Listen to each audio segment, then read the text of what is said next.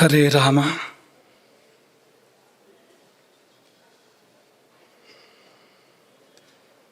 ಯತ್ರೈವ ಯತ್ರೈವ ಮನೋ ಮದೀಯಂ ತತ್ರೈವ ತತ್ರೈವ ತವ ಸ್ವರೂಪಂ. ಯತ್ರೈವ ಯತ್ರೈವ ಶಿರೋ ಮದೀಯಂ ತತ್ರೈವ ತತ್ರೈವ ಪದದ್ವಯಂ ತೇ.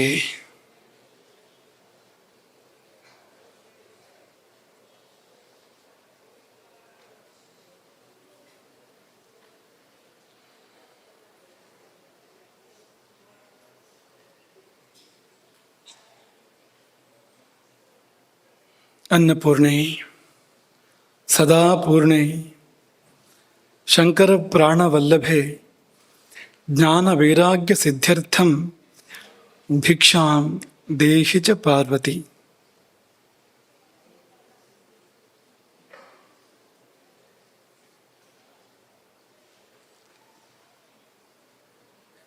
ಶರೀರವೆಂಬ ಭವನವನ್ನು 4 ಸ್ತಂಭಗಳು ಆಧರಿಸಿವೆ.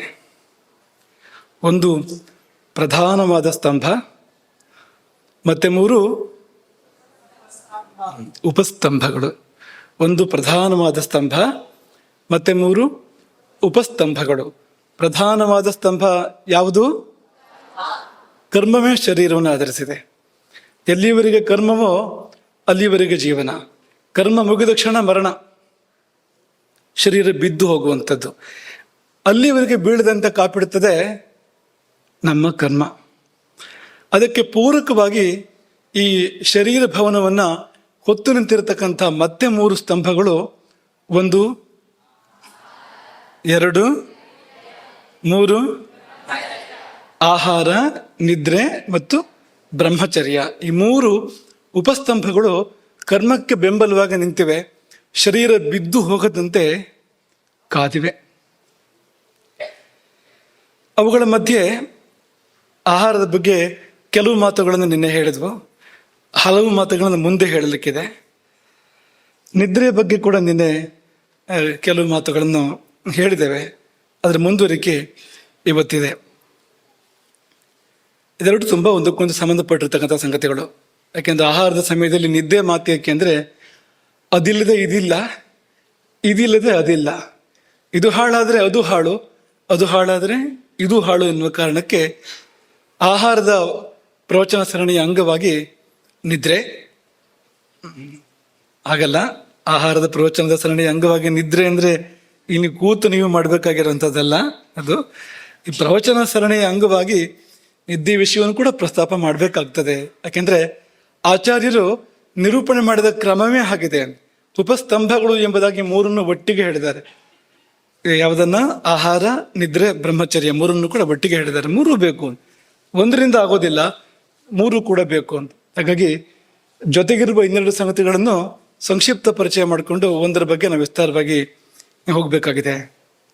ನಿನ್ನೆ ಹೇಳಿದ್ದು ನಾವು ನಿದ್ರೆ ಎನ್ನುವುದು ಒಂದು ಅವಸ್ಥೆಯಲ್ಲ. ಅವಸ್ಥೆ ಹೌದು, ಆದರೆ ಕೇವಲ ಒಂದು ಅವಸ್ಥೆಯಲ್ಲ. ಮತ್ತೇನು?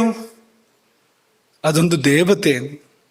ನಿದ್ರೆ ಎಂಬುದು ಒಂದು ಮಹಾದೇವತೆ, ಮಾತೃಸ್ವರೂಪಿಣಿ, ಧಾತ್ರಿ, ಭೂತಧಾತ್ರಿ. ಭೂತಧಾತ್ರಿ ಅಂತ ಆಚಾರ್ಯ ಚರಕರು ಅದನ್ನು ನಿರೂಪಣೆ ಮಾಡಿದ್ದು. ಧಾತ್ರಿ ಅಂದರೆ ಮತ್ತೊಂದು ತಾಯಿ ಅಂತ, ಆ ಶಬ್ದಕ್ಕರ್ಥ ಹಾಗೆ ಅಂತ. ಇನ್ನೊಂದು ತಾಯಿ ಅಂತ. ದುಧಾಯ್ ಧಾರಣ ಪೋಷಣಯೋಹೋ ಅಂತ ಧಾತು ಅದು. ಆ ಧಾತುವಿಗೆ ಧಾರಣೆ ಮತ್ತು ಪೋಷಣೆ ಅಂತ ಅರ್ಥ. ಧಾತ್ರಿ ಅಂದರೆ ಯಾರು ನಮ್ಮನ್ನು ಧರಿಸಿದಾಳೋ ಮತ್ತು ಪೋಷಣೆ ಮಾಡ್ತಾಳೋ ಅವಳು ಅಂತ. ಈಗ ಧಾತ್ರಿ ಅಥವಾ ದಾದಿ ಅಂತಂದರೆ ಸಾಕು ತಾಯಿ, ಮತ್ತೊಂದು ತಾಯಿ ಎತ್ಕೊಂಡು ಓಡಾಡ್ತಾರಲ್ವ, ಅವರು ಧರಿಸುವುದು. ಹಾಗೆ ಪೋಷಣೆ ಮಾಡುವಂಥದ್ದು, ಕಾಲ ಕಾಲಕ್ಕೆ ಬೇಕಾದ್ದನ್ನು ಕೊಟ್ಟು ಸಲಹಿ ಬೆಳೆಸುವಂಥದ್ದು. ಹೀಗಾಗಿ ಧಾತ್ರಿ, ಭೂತಧಾತ್ರಿ, ತಾಯಿ ಎನ್ನುವ ಅರ್ಥದಲ್ಲಿ ಚರಕರು ಹೇಳ್ತಾರೆ. ತಾಯಿ ಅಂದರೆ ಕೇವಲ ತಾಯಿ ಅಂತ ಅವ್ರು ಹೇಳಲಿಲ್ಲ, ಭೂತಧಾತ್ರಿ ಅಂತ ಅನ್ನುವಾಗ ಸಮಸ್ತ ಭೂತ ಕೋಟಿಗಳ ಜನನಿ ಅಂದರೆ ಅಲ್ಲಿಗೆ ಬಂತದ್ದು. ಎಲ್ಲಿಗೆ ಬಂತು? ಆಕೆ ಒಂದು ದೇವಿ. ಪ್ರತಿನಿತ್ಯ ಬರ್ತಾಳೆ ಆಕೆ ಎಲ್ಲ ಭೂತಕೋಟಿಗಳ ಬಳಿಗೆ, ಪ್ರತಿಯೊಂದು ಜೀವಿಯ ಬಳಿಗೆ ಪ್ರತಿನಿತ್ಯ ನಿರ್ದಿಷ್ಟವಾದ ಸಮಯದಲ್ಲಿ ಆಕೆ ಬರ್ತಾಳೆ. ಯಾಕೆ ಬರ್ತಾಳೆ ಅಂದರೆ ಶ್ರಮವ ಕಳೆಯಲು. ದಿನದ ಶ್ರಮ ಏನಿದೆ ಆ ಶ್ರಮವನ್ನು ಕಳೆಯುವ ಸಲುವಾಗಿ ಬರ್ತಾಳೆ. ದಿನದ ಹಾನಿ ಎಲ್ಲವನ್ನೂ ಏನೇನು ಹಾನಿ ಆಯಿತೋ, ಒಂದು ದಿವಸ ನಾವು ಎಚ್ಚರವಾಗಿದ್ದಾಗ, ಅನ್ಯಾನ್ಯ ಕಾರ್ಯಗಳಲ್ಲಿ ನಾವು ಪ್ರಸಕ್ತರಾಗಿದ್ದಾಗ ಏನೇನು ಹಾನಿ ಬಂತೋ ಈ ಶರೀರ ಮನಸ್ಸುಗಳಿಗೆ, ಅದನ್ನೆಲ್ಲ ಸರಿಪಡಿಸೋ ಸಲುವಾಗಿ ಆಕೆ ಬರುವಂಥದ್ದು. ದಿನದ ಹಾನಿ ಮಾತ್ರ ಅಲ್ಲ, ದಿನದ ಹಾನಿಗಳನ್ನು ಕೂಡ, ಹಳೆ ಹಾನಿಗಳನ್ನು ಕೂಡ ಆಕೆ ಸರಿಪಡಿಸ್ತಾ ಇರ್ತಾಳೆ ಪ್ರತಿನಿತ್ಯವೂ ಕೂಡ. ಶಕ್ತಿ ತುಂಬಲು ಸೋರೆ ಹೋಗಿರ್ತದೆ ಶಕ್ತಿ. ಬೆಳಗಿನಿಂದ ರಾತ್ರಿಯವರೆಗೆ ನಾವು ಎಚ್ಚರವಾಗಿದ್ದು ಬೇರೆ ಬೇರೆ ಕಾರ್ಯಗಳನ್ನು ಮಾಡುವಾಗ ಶಕ್ತಿ ಎಲ್ಲ ಸೋರಿ ಹೋಗಿರುತ್ತದೆ. ಮತ್ತೊಮ್ಮೆ ಶಕ್ತಿಯನ್ನು ಆಕೆ ತುಂಬುತ್ತಾಳೆ. ಮತ್ತೆ ಹೊಸಬನ ಮಾಡಲು, ಹೊಸತನ ತುಂಬುವ ಸಲುವಾಗಿ ಪ್ರತಿಯೊಂದು ಜೀವಿಯ ಬಳಿಗೆ ಆಕೆ ಪ್ರತಿನಿತ್ಯ ಬರ್ತಾಳೆ. ನಿನ್ನೆ ಹೇಳಿದ್ದು ದೇವಿ ಹೌದು ಅನ್ನೋದಕ್ಕೆ ನಿಮಗೆ ಸಪ್ತಶತಿಯ ಉಲ್ಲೇಖವನ್ನು ಕೊಟ್ಟಿದ್ವು. ಯಾ ದೇವಿ ಸರ್ವಭೂತೇಷು ನಿದ್ರಾರೂಪೇಣ ಸಂಸ್ಥಿತ ನಮಸ್ತಸ್ಯೈ ನಮಸ್ತಸ್ಯೈ ನಮಸ್ತಸ್ಯೈ ನಮೋ ನಮಃ. ಇದೊಂದು ಸುಮ್ಮನೆ ಒಂದು ಕವಿ ಭಾಷೆ ಅಲ್ಲ. ನಿದ್ರಾರೂಪದಲ್ಲಿದ್ದಾಳೆ ನಮ್ಮೊಳಗೆ ಅಂತ ಒಂದು ಕವಿ ಭಾಷೆ ಅಂತ ಅಂದ್ಕೊಳ್ಬೇಡಿ. ಕವಿ ಭಾಷೆ ಅಲ್ಲ ಅದು. ಸಪ್ತಶತಿ ಅನ್ನುವಂಥದ್ದು ಅದು ಒಂದು ದೈವಿಕವಾದ ಗ್ರಂಥ, ಅದು ಕಾವ್ಯ ಅಲ್ಲ, ಅದು ಪುರಾಣ. ಅದು ಮಾತ್ರವಲ್ಲ, ನಮಸ್ತಸ್ಸೈ ನಮಸ್ತಸ್ಸೈ ನಮಸ್ತಸ್ಸೈ ನಮೋ ನಮಃ ಬರಲಿಕ್ಕೆ ಸಾಧ್ಯ ಇಲ್ಲ. ನಿಜವಾಗಿಯೂ ದೇವತೆ ಅಲ್ಲದೆ ಇದ್ದರೆ ಈ 3 ಪ್ರಣಾಮಗಳನ್ನು ಅವರು ಸಲ್ಲಿಸಲಿಕ್ಕೆ ಸಾಧ್ಯ ಇಲ್ಲ. ಮಾರ್ಕಂಡೇಯ ಮುನಿಗಳು ಸಲ್ಲಿಸಲಿಕ್ಕೆ ಸಾಧ್ಯ ಇಲ್ಲ. ಅಲ್ಲಿಯೇ ಯಾದೇವಿಯ ಸರ್ವಭೂತೇಷು ವಿಷ್ಣು ಮಾಯೇತು ಶಬ್ದಿತ. ವಿಷ್ಣು ಮಾಯ ಅಂತ ಆಕೆಯನ್ನೇ, ಯಾವಳು ನಿದ್ರೆಯೋ, ಯಾವಳು ದುರ್ಗೆಯೋ ಅವಳೇ ಸುಶ್ರುತರು ಹೇಳಿದ ವಿಷ್ಣು ಮಾಯೆ. ಸುಶ್ರುತರು ನಿದ್ದೆಯನ್ನು ವಿಷ್ಣು ಮಾಯ ಅಂತ ಉಲ್ಲೇಖ ಮಾಡ್ತಾರೆ. ಆ ವಿಷ್ಣು ಮಾಯ ಯಾರು ಅಂದರೆ ದುರ್ಗಾ ಸಪ್ತಶತಿಯಲ್ಲಿ ಅವಳೇ ದುರ್ಗೆ ಎಂಬುದಾಗಿ ನಿರೂಪಣೆ ಮಾಡಲಾಗಿದೆ. ಅವಳು ನಾರಾಯಣ ಸಹೋದರಿ ಅಲ್ವಾ, ಕೃಷ್ಣನ ತಂಗಿ. ನಮ್ಗೆ ಯಾಕೆ ಗೊತ್ತಾಗತ್ತೆ ಇವಳೇ ಅವಳು ಅಂತಂದ್ರೆ, ಅವಳು ಬಂದು ಮಾಡಿದ್ದೇನು, ಆ 7ನೇ ಗರ್ಭ ದುರ್ಗೆಯಾಗಿ ಪ್ರಕಟವಾಗುವ ಮುನ್ನ ಮಾಡಿದ್ದೇನು ಅಂದ್ರೆ, ಶ್ರೀಮದ್ ಭಾಗವತ ನಿರೂಪಣೆ ಮಾಡುವ ಪ್ರಕಾರ ನಿದ್ದೆ ಬರೆಸಿದಳು. ಅವಳೇ ಇವಳು. ನಿದ್ದೆ ಯಾರಿಗೆ? ಅರಮನೆಯ ಕಾವಲುಗಾರರಿಗೆ. ಮತ್ಯಾರಿಗೆ? ಅರಮನೆಯಲ್ಲಿರುವ ಎಲ್ಲರಿಗೆ. ಮತ್ಯಾರಿಗೆ? ಇಡೀ ಊರಿಗೆ. ಮಥುರೆಯೇ ನಿದ್ರೆಗೆ ಶರಣಾಯಿತು. ಏನಪ್ಪ ಅದು, ಯಾರು ಒಬ್ಬರು ಎಚ್ಚರ ಇಲ್ವಾ ಅಂದ್ರೆ ಇವರು ಕೆಲಸ ಮಾಡ್ತಾ ಇದ್ದಾರೆ. ಯಾರು? ಭೂತಧಾತ್ರಿ ಬಂದು ಇಡೀ ಮಥುರೆಯನ್ನು ಮುಸುಕಿದಾಗ ಅಲ್ಲಿ ಯಾರೂ ಎಚ್ಚರವಾಗಿರ್ಲಿಕ್ಕೆ ಸಾಧ್ಯ ಇಲ್ಲ. ಅವಳ ಮುಂದೆ ಯಾರ ಆಟವೂ ಕೂಡ ನಡೆಯೋದಿಲ್ಲ. ಎಷ್ಟರ ಮಟ್ಟಿಗೆ ಆಕೆಯ ಪ್ರತಾಪ ಅಂದ್ರೆ, ಯಶೋದೆಗೆ ಹುಟ್ಟಿದ್ದು ಹೆಣ್ಣೋ ಗಂಡು ಅಂತಲೇ ಗೊತ್ತಾಗಲಿಲ್ಲ. ಯಾವ ತಾಯಿಗೂ ಹಾಗಾಗೋದಿಲ್ಲ, ಯಾವ ತಾಯಿಗೂ ಹಾಗಾಗೋದಿಲ್ಲ. ಹೆಣ್ಣೋ ಗಂಡು ಅಂತ ಗೊತ್ತಾಗ್ಬೇಕಲ್ವಾ?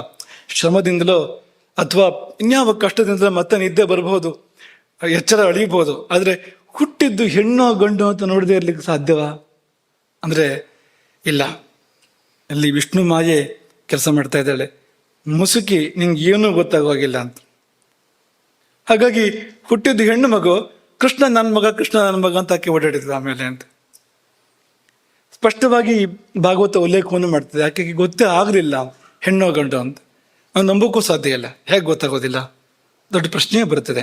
ಯಾಕೆ ಗೊತ್ತಾಗಿಲ್ಲ ಅಂದರೆ, ನಿದ್ರಾದೇವಿಯೇ ಆ ರೂಪದಲ್ಲಿ ಬಂದಿದ್ರಿಂದ ಅವಳೇ ದುರ್ಗೆಯಾಗಿ ಪ್ರಕಟವಾಗ್ತಾಳೆ. ಕಂಸ ಆ ಶಿಶುವನ್ನು ಕೊಲ್ಲಲು ಮುಂದಾದಾಗ ಆತನ ಕೈ ತಪ್ಪಿಸಿ ಆಕಾಶಕ್ಕೆ ನೆಗೆದು ದುರ್ಗೆಯಾಗಿ, ದಶಭುಜ ದುರ್ಗೆಯಾಗಿ ಪ್ರಕಟವಾಗ್ತಾಳೆ. ವಿಂಧ್ಯವಾಸಿನಿ ದೇವಿಯಾಗಿ ಆಕೆ ಪ್ರತ್ಯಕ್ಷವಾಗ್ತಾಳೆ. ನಿನ್ನೆ ನಿಮ್ಗೆ ಇದನ್ನು ಕೂಡ ನೆನಪು ಮಾಡಿದ್ವು. ಬ್ರಹ್ಮ ವೈವರ್ತ ಪುರಾಣ ಸ್ಪಷ್ಟವಾಗಿ ನಿರೂಪಣೆ ಮಾಡಿದೆ ಅದನ್ನ. ಕಾಲಾಗ್ನಿ ರುದ್ರಪತ್ನಿ ಚ ನಿದ್ರಾಸ ಸಿದ್ಧ ಯೋಗಿನಿ. ಕಾಲಾಗ್ನಿ ರುದ್ರನ ಪತ್ನಿ ಆಕೆ. ನಿದ್ರೆ ಆಕೆ ಹೆಸರು ಮತ್ತು ಕಾರ್ಯ. ಸಿದ್ಧಯೋಗಿನಿ. ಇನ್ನೊಂದು ಹೆಸರು ಆಕೆ ಇದ್ದು ಸಿದ್ಧಯೋಗಿನಿ ಅಂತ. ಅಂಥ ಯೋಗಿ ಅವಳು. ಯಾಕೆಂದ್ರೆ ಯಯಾ ಯೋಗೇನ ರಾತ್ರಿಷು, ತನ್ನ ಯೋಗ ಬಲದಿಂದ ರಾತ್ರಿ ಕಾಲದಲ್ಲಿ ಇಡೀ ಲೋಕವನ್ನೇ ಮಸುಕುತ್ತಾಳೆ ಅವಳು, ಸಮಸ್ತ ಪ್ರಪಂಚವನ್ನೇ ಮಸುಕುತ್ತಾಳೆ. ಯಾರೊಬ್ರು ಕೂಡ ತಪ್ಪಿಸ್ಕೊಳ್ಳೋಕೆ ಸಾಧ್ಯ ಇಲ್ಲ ಅನ್ನೋ ಹಾಗೆ ಎಲ್ಲವನ್ನು ಒಟ್ಟಿಗೆ ಆವರಿಸುವಾಗ ಅವಳು ಸಿದ್ಧ ಯೋಗಿನಿ ಆಗಲೇಬೇಕು. ಒಬ್ಬರನ್ನ ಇಬ್ಬರನ್ನ ಅಲ್ವಲ್ಲ, ಒಂದು ದಿನ ಎರಡು ದಿನ ಅಲ್ವಲ್ಲ, ಇಷ್ಟೂ ಮಂದಿಯನ್ನು ಆಕೆ ಆವರಿಸುವಾಗ ಜ್ಞಾನಿಗಳಿಂದ ಅಜ್ಞಾನಿಗಳವರೆಗೆ, ದೊಡ್ಡವರಿಂದ ಸಣ್ಣವರವರೆಗೆ, ಪ್ರಾಣಿ ಪಕ್ಷಿ ಕ್ರಿಮಿ ಕೀಟಗಳವರೆಗೆ ಎಲ್ಲರನ್ನೂ ಆವರಿಸುವಾಗ ಆಕೆ ಸಿದ್ಧ ಯೋಗಿನಿ ಆಗಿರಲೇಬೇಕು. ಯಯ ಯೋಗೇನ ರಾತ್ರಿಷು ಎಂಬುದಾಗಿ ಹೇಳ್ತಾರೆ. ಇಲ್ಲೊಂದು ಸ್ವಾರಸ್ಯ ಇದೆ. ಈ ರುದ್ರ ಅಂದ್ರೆ ಯಾರು? ಕಾಲಾಗ್ನಿ ರುದ್ರನ ಪತ್ನಿ ಎನ್ನುವಾಗ ಯಾರು ರುದ್ರ ಅಂದ್ರೆ ನೀವು ಬೇರೆ ಏನೋ ಹೇಳ್ತೀರಿ. ಈಗ ಅವನು ಕೈಲಾಸದಲ್ಲಿ ವಾಸ ಮಾಡ್ತಾನೆ, ತ್ರಿಶೂಲ ಹಿಡ್ಕೊಂಡು ಓಡಾಡ್ತಾನೆ ಅಂತ ಹೇಳೋಕೆ ಶುರು ಮಾಡ್ತೀರಿ. ಅದಲ್ಲ, ಹತ್ತಿರದಲ್ಲಿ ಹೇಳಿ ಅಂತ. ನಿಮ್ಮೊಳಗೆ ಏನವನು ಅಂತ ಅಂದ್ರೆ ಮಣಿಪೂರ ಚಕ್ರದ ಅಗ್ನಿ ಅವನು ಅಂತ ಅಲ್ವಾ? ಮೂಲಾಧಾರ ಚಕ್ರದಲ್ಲಿ ಭೂಮಿ ಇದೆ, ಸ್ವಾಧಿಷ್ಠಾನ ಚಕ್ರದಲ್ಲಿ ಜಲ ಇದೆ, ಮತ್ತು ಮೇಲಕ್ಕೆ ನಾಭಿಯ ಪರಿಸರದಲ್ಲಿ ಯಾವ ಚಕ್ರ ಇದೆ? ಮಣಿಪೂರ ಚಕ್ರ ಇದೆ. ಆ ಮಣಿಪೂರ ಚಕ್ರದಲ್ಲಿ ನೆಲೆಸಿರುವಂತಹ ಅಗ್ನಿ, ಆ ಚಕ್ರದಲ್ಲಿಯೂ ಪಂಚಭೂತಗಳಲ್ಲಿ ಒಂದಾಗಿರ್ತಕ್ಕಂಥ ಅಗ್ನಿ ಇದೆ. ಆ ಚಕ್ರದ ಸಮೀಪದಲ್ಲಿಯೇ ಜಠರಾಗ್ನಿ ಇದೆ, ಅನತಿ ದೂರದಲ್ಲಿ ಜಠರಾಗ್ನಿ ಇದೆ ಅಂತ. ಅದು ಯಾರಪ್ಪ ಅಂದ್ರೆ ಅದು ಈಶ್ವರನೇ ಹೌದು ಅಂತ ವೇದ ಹೇಳ್ತಲ್ವಾ? ರುದ್ರೋವ ಏಷಃ ಯದಗ್ನಿ. ಅಗ್ನಿ ಅಂದ್ರೆ ಯಾರು ಅಂದ್ರೆ ರುದ್ರೋವ ಏಷಃ, ರುದ್ರನೇ ಅಗ್ನಿ, ಅಗ್ನಿಯೇ ರುದ್ರ ಎನ್ನುವಾಗ ನಿಮಗೆ ಸ್ಪಷ್ಟ ಅದು. ಹೀಗಾಗಿ ಏನು ಇದು ಅಂತಂದ್ರೆ ಹಸಿವುಂಟು ಮಾಡುವಂತಹ ಅಗ್ನಿ ಇದೆಯಲ್ಲ, ಅದೇ ರುದ್ರದೇವ ಅಂತ. ರುದ್ರದೇವನೇ ಅದು ಅಂತ. ಅವನ ಪತ್ನಿ ನಿದ್ರೆಯನ್ನುಂಟು ಮಾಡುವ ಸಿದ್ಧಯೋಗಿನಿ. ಹೀಗೆ ಸಂಬಂಧ ಅದು. ಹಸಿವುಂಟು ಮಾಡುವ ಅಗ್ನಿಯಾಗಿ ರುದ್ರದೇವ, ಅವನ ಪತ್ನಿ ಪಾರ್ವತಿ ಸಿದ್ಧಯೋಗಿನಿ. ಆಕೆ ನಿದ್ದೆಯನ್ನುಂಟು ಮಾಡ್ತಾಳೆ ಎಲ್ಲ ಜೀವಗಳಿಗೂ. ಹೀಗೆ ಗಂಡ ಹೆಂಡತಿ ಸೇರಿ ನಮ್ಮ ಬದುಕಿನ ಎರಡು ಸ್ತಂಭಗಳು, ಉಪಸ್ತಂಭಗಳು ಅಂತ. ಆಹಾರ ಮತ್ತು ನಿದ್ದೆ ಎರಡು ಕೂಡ ನಡೆಯುವಂಥದ್ದು, ತುಂಬ ಒಂದಕ್ಕೊಂದು ಸಂಬದ್ಧ. ಮುಂದಕ್ಕೆ ಅದನ್ನು ಸಾಧ್ಯ ಆದರೆ ಸ್ವಲ್ಪ ನೋಡೋಣ ಹೇಗೆ ಪರಸ್ಪರ ಸಂಬಂಧ ಆಹಾರ ಮತ್ತು ನಿದ್ದೆ ಅಂತ. ಇಷ್ಟು ತಿಳ್ಕೊಡಿ, ಗಂಡ ಇಲ್ಲದೆ ಹೆಂಡತಿ ಇಲ್ಲ, ಹೆಂಡತಿ ಇಲ್ಲದೆ ಗಂಡ ಇಲ್ಲ. ಇದು ಭೂಲೋಕ ಅಲ್ಲ, ಕೈಲಾಸ ಲೋಕ. ಯಾಕಂದ್ರೆ ಕೈಲಾಸದಲ್ಲಿ ಹಾಗೆ ಇರುವಂಥದ್ದು. ಭೂಲೋಕದಲ್ಲಿ ಎಲ್ಲವೂ ಆಗ್ತದೆ. ಗಂಡ ಇಲ್ಲದೆ ಹೆಂಡತಿ, ಹೆಂಡತಿ ಇಲ್ಲದೆ ಗಂಡ ಅಂತ ದಿನ ಬೆಳಗಾದ್ರೆ ನಾವು ಅದನ್ನು ನೋಡ್ತಾ ಇರ್ತೇವೆ. ಇಲ್ಲಿ ಅದು ಏನು ಹಾಗೆ ಅಂದ್ರೆ, ನಿಜವಾಗಿ ಗಂಡ ಆದ್ರೆ ಅವನು ಬೇರೆ ಆಗೋದೇ ಇಲ್ಲ. ನಿಜವಾದ ಹೆಂಡತಿ ಆದ ಆಕೆ ಕೂಡ ಬೇರೆ ಆಗೋಕ್ಕೆ ಸಾಧ್ಯ ಇಲ್ಲ. ಒಂದ್ಸತಿ ಆಯ್ತು ಅಂದ್ರೆ ಮುಗ್ದೋಯ್ತದು ಅಂತ. ಅದು ನಿಜ ಅಲ್ಲದೆ ಇದ್ದಾಗ ಹೀಗೆಲ್ಲ ಆಗುವಂಥದ್ದು, ಬೇರೆ ಆಗೋದು, ದೂರ ಆಗೋದು. ದೂರ ಆಗೋದು ಅಂದ್ರೆ ಭೌತಿಕವಾಗಿ ದೂರ ಆಗುವಂಥ ವಿಷಯ ಬೇರೆ. ಸೀತೆಗೂ ರಾಮನಿಗೂ ಮಧ್ಯೆ ಮಹಾಸಮುದ್ರವೇ ಇತ್ತು, ಆದರೆ ಆಂತರಂಗಿಕವಾಗಿ ಅವರು ಎಂದೂ ದೂರವಾಗಲೇ ಇಲ್ಲ ಅಂತ. ಅದು ನಿಜವಾದ ದಾಂಪತ್ಯ ಏರ್ಪಟ್ಟಾಗ ಆಗುವಂಥದ್ದು. ಇದು ನಿಜವಾದ ದಾಂಪತ್ಯ. ಹಾಗಾಗಿ ನಿದ್ದೆ ಚೆನ್ನಾಗಿದ್ದರೆ ಹಸಿವು, ಹಸಿವು ಸರಿಯಾಗಿದ್ದು ಆಹಾರದ ವ್ಯವಸ್ಥೆ ಸರಿಯಾಗಿ ನಡೆಯದೆ ಹೋದಾದ್ರೆ ನಿದ್ದೆ ಅಂತ.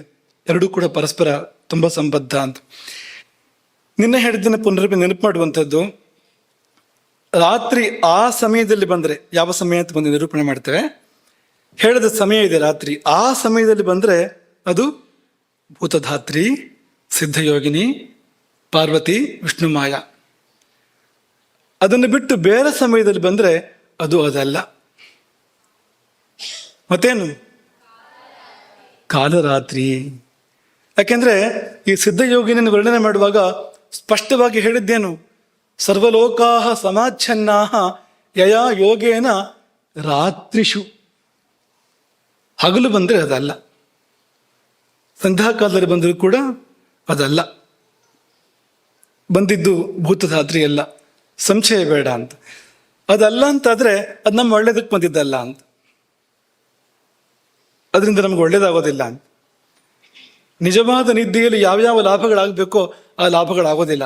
ಅದರ ಬದಲಿಗೆ ಮಹತ್ತಾದ ನಷ್ಟಗಳು ಉಂಟಾಗ್ತವೆ, ದೊಡ್ಡ ದೊಡ್ಡ ನಷ್ಟಗಳು ಉಂಟಾಗ್ತವೆ. ಅದನ್ನೇ ಚರಕರು ಅಕಾಲೇ ಕಾಲವಲ್ಲದ ಕಾಲದಲ್ಲಿ ಬಂದರೆ ನಿದ್ದೆ, ಅತಿ ಪ್ರಸಂಗಾಚ್ಚ, ಅಥವಾ ಸಕಾಲದಲ್ಲಿ ನಿದ್ದೆ ಬಂದು ಮುಂದುವರೆದ್ರೆ ಅದು ಬ್ರಹ್ಮ ಮುಹೂರ್ತ, ಸಂಧ್ಯಾಕಾಲ, ಪ್ರಾತಃ ಕಾಲ ಹೀಗೆ ಮುಂದುವರೆದ್ರೆ ಅತಿ ಪ್ರಸಂಗ ಅಂತ ಅದನ್ನು ಕರೀತಾರೆ.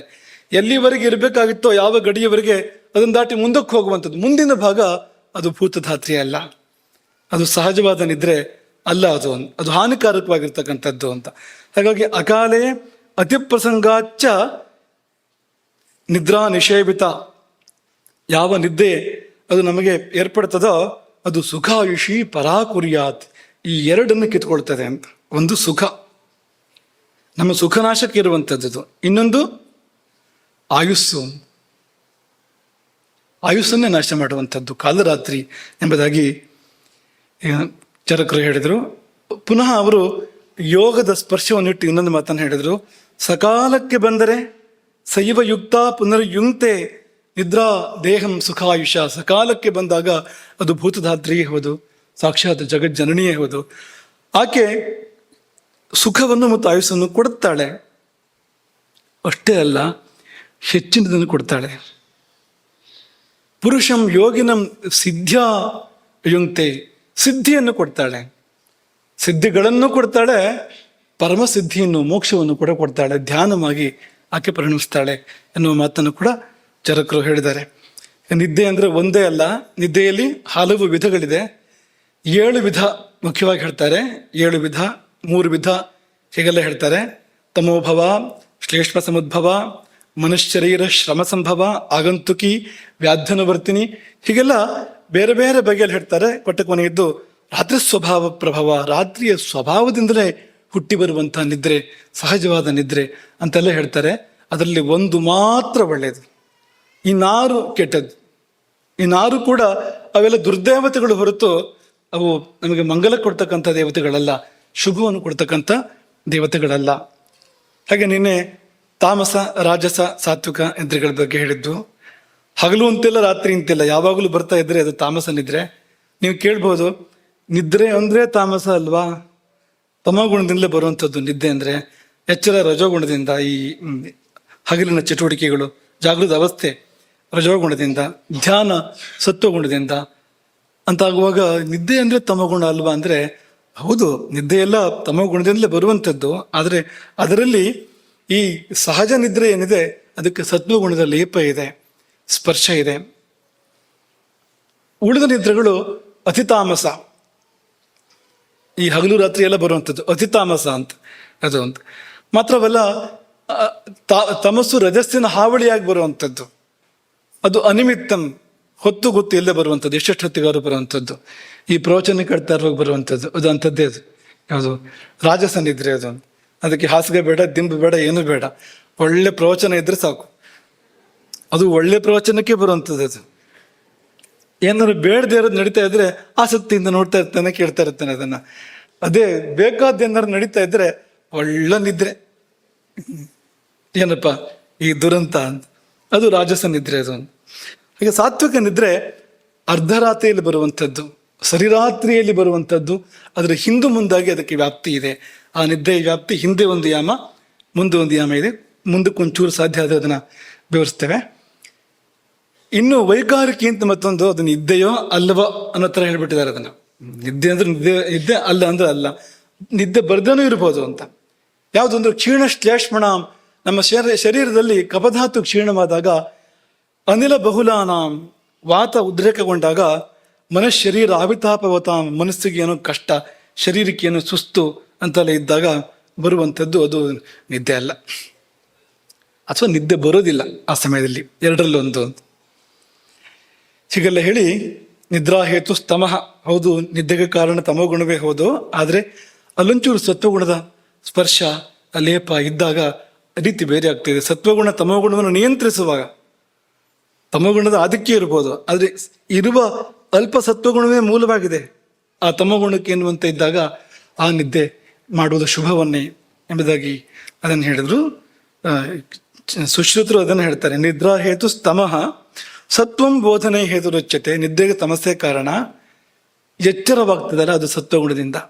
ಬೋಧನೆ ಸತ್ವಂ ಹೇತು ರುಚ್ಯತೆ ಅಂತೆಲ್ಲ ಹೇಳ್ತಾರೆ. ಹೀಗೆಲ್ಲ ಹೇಳಿ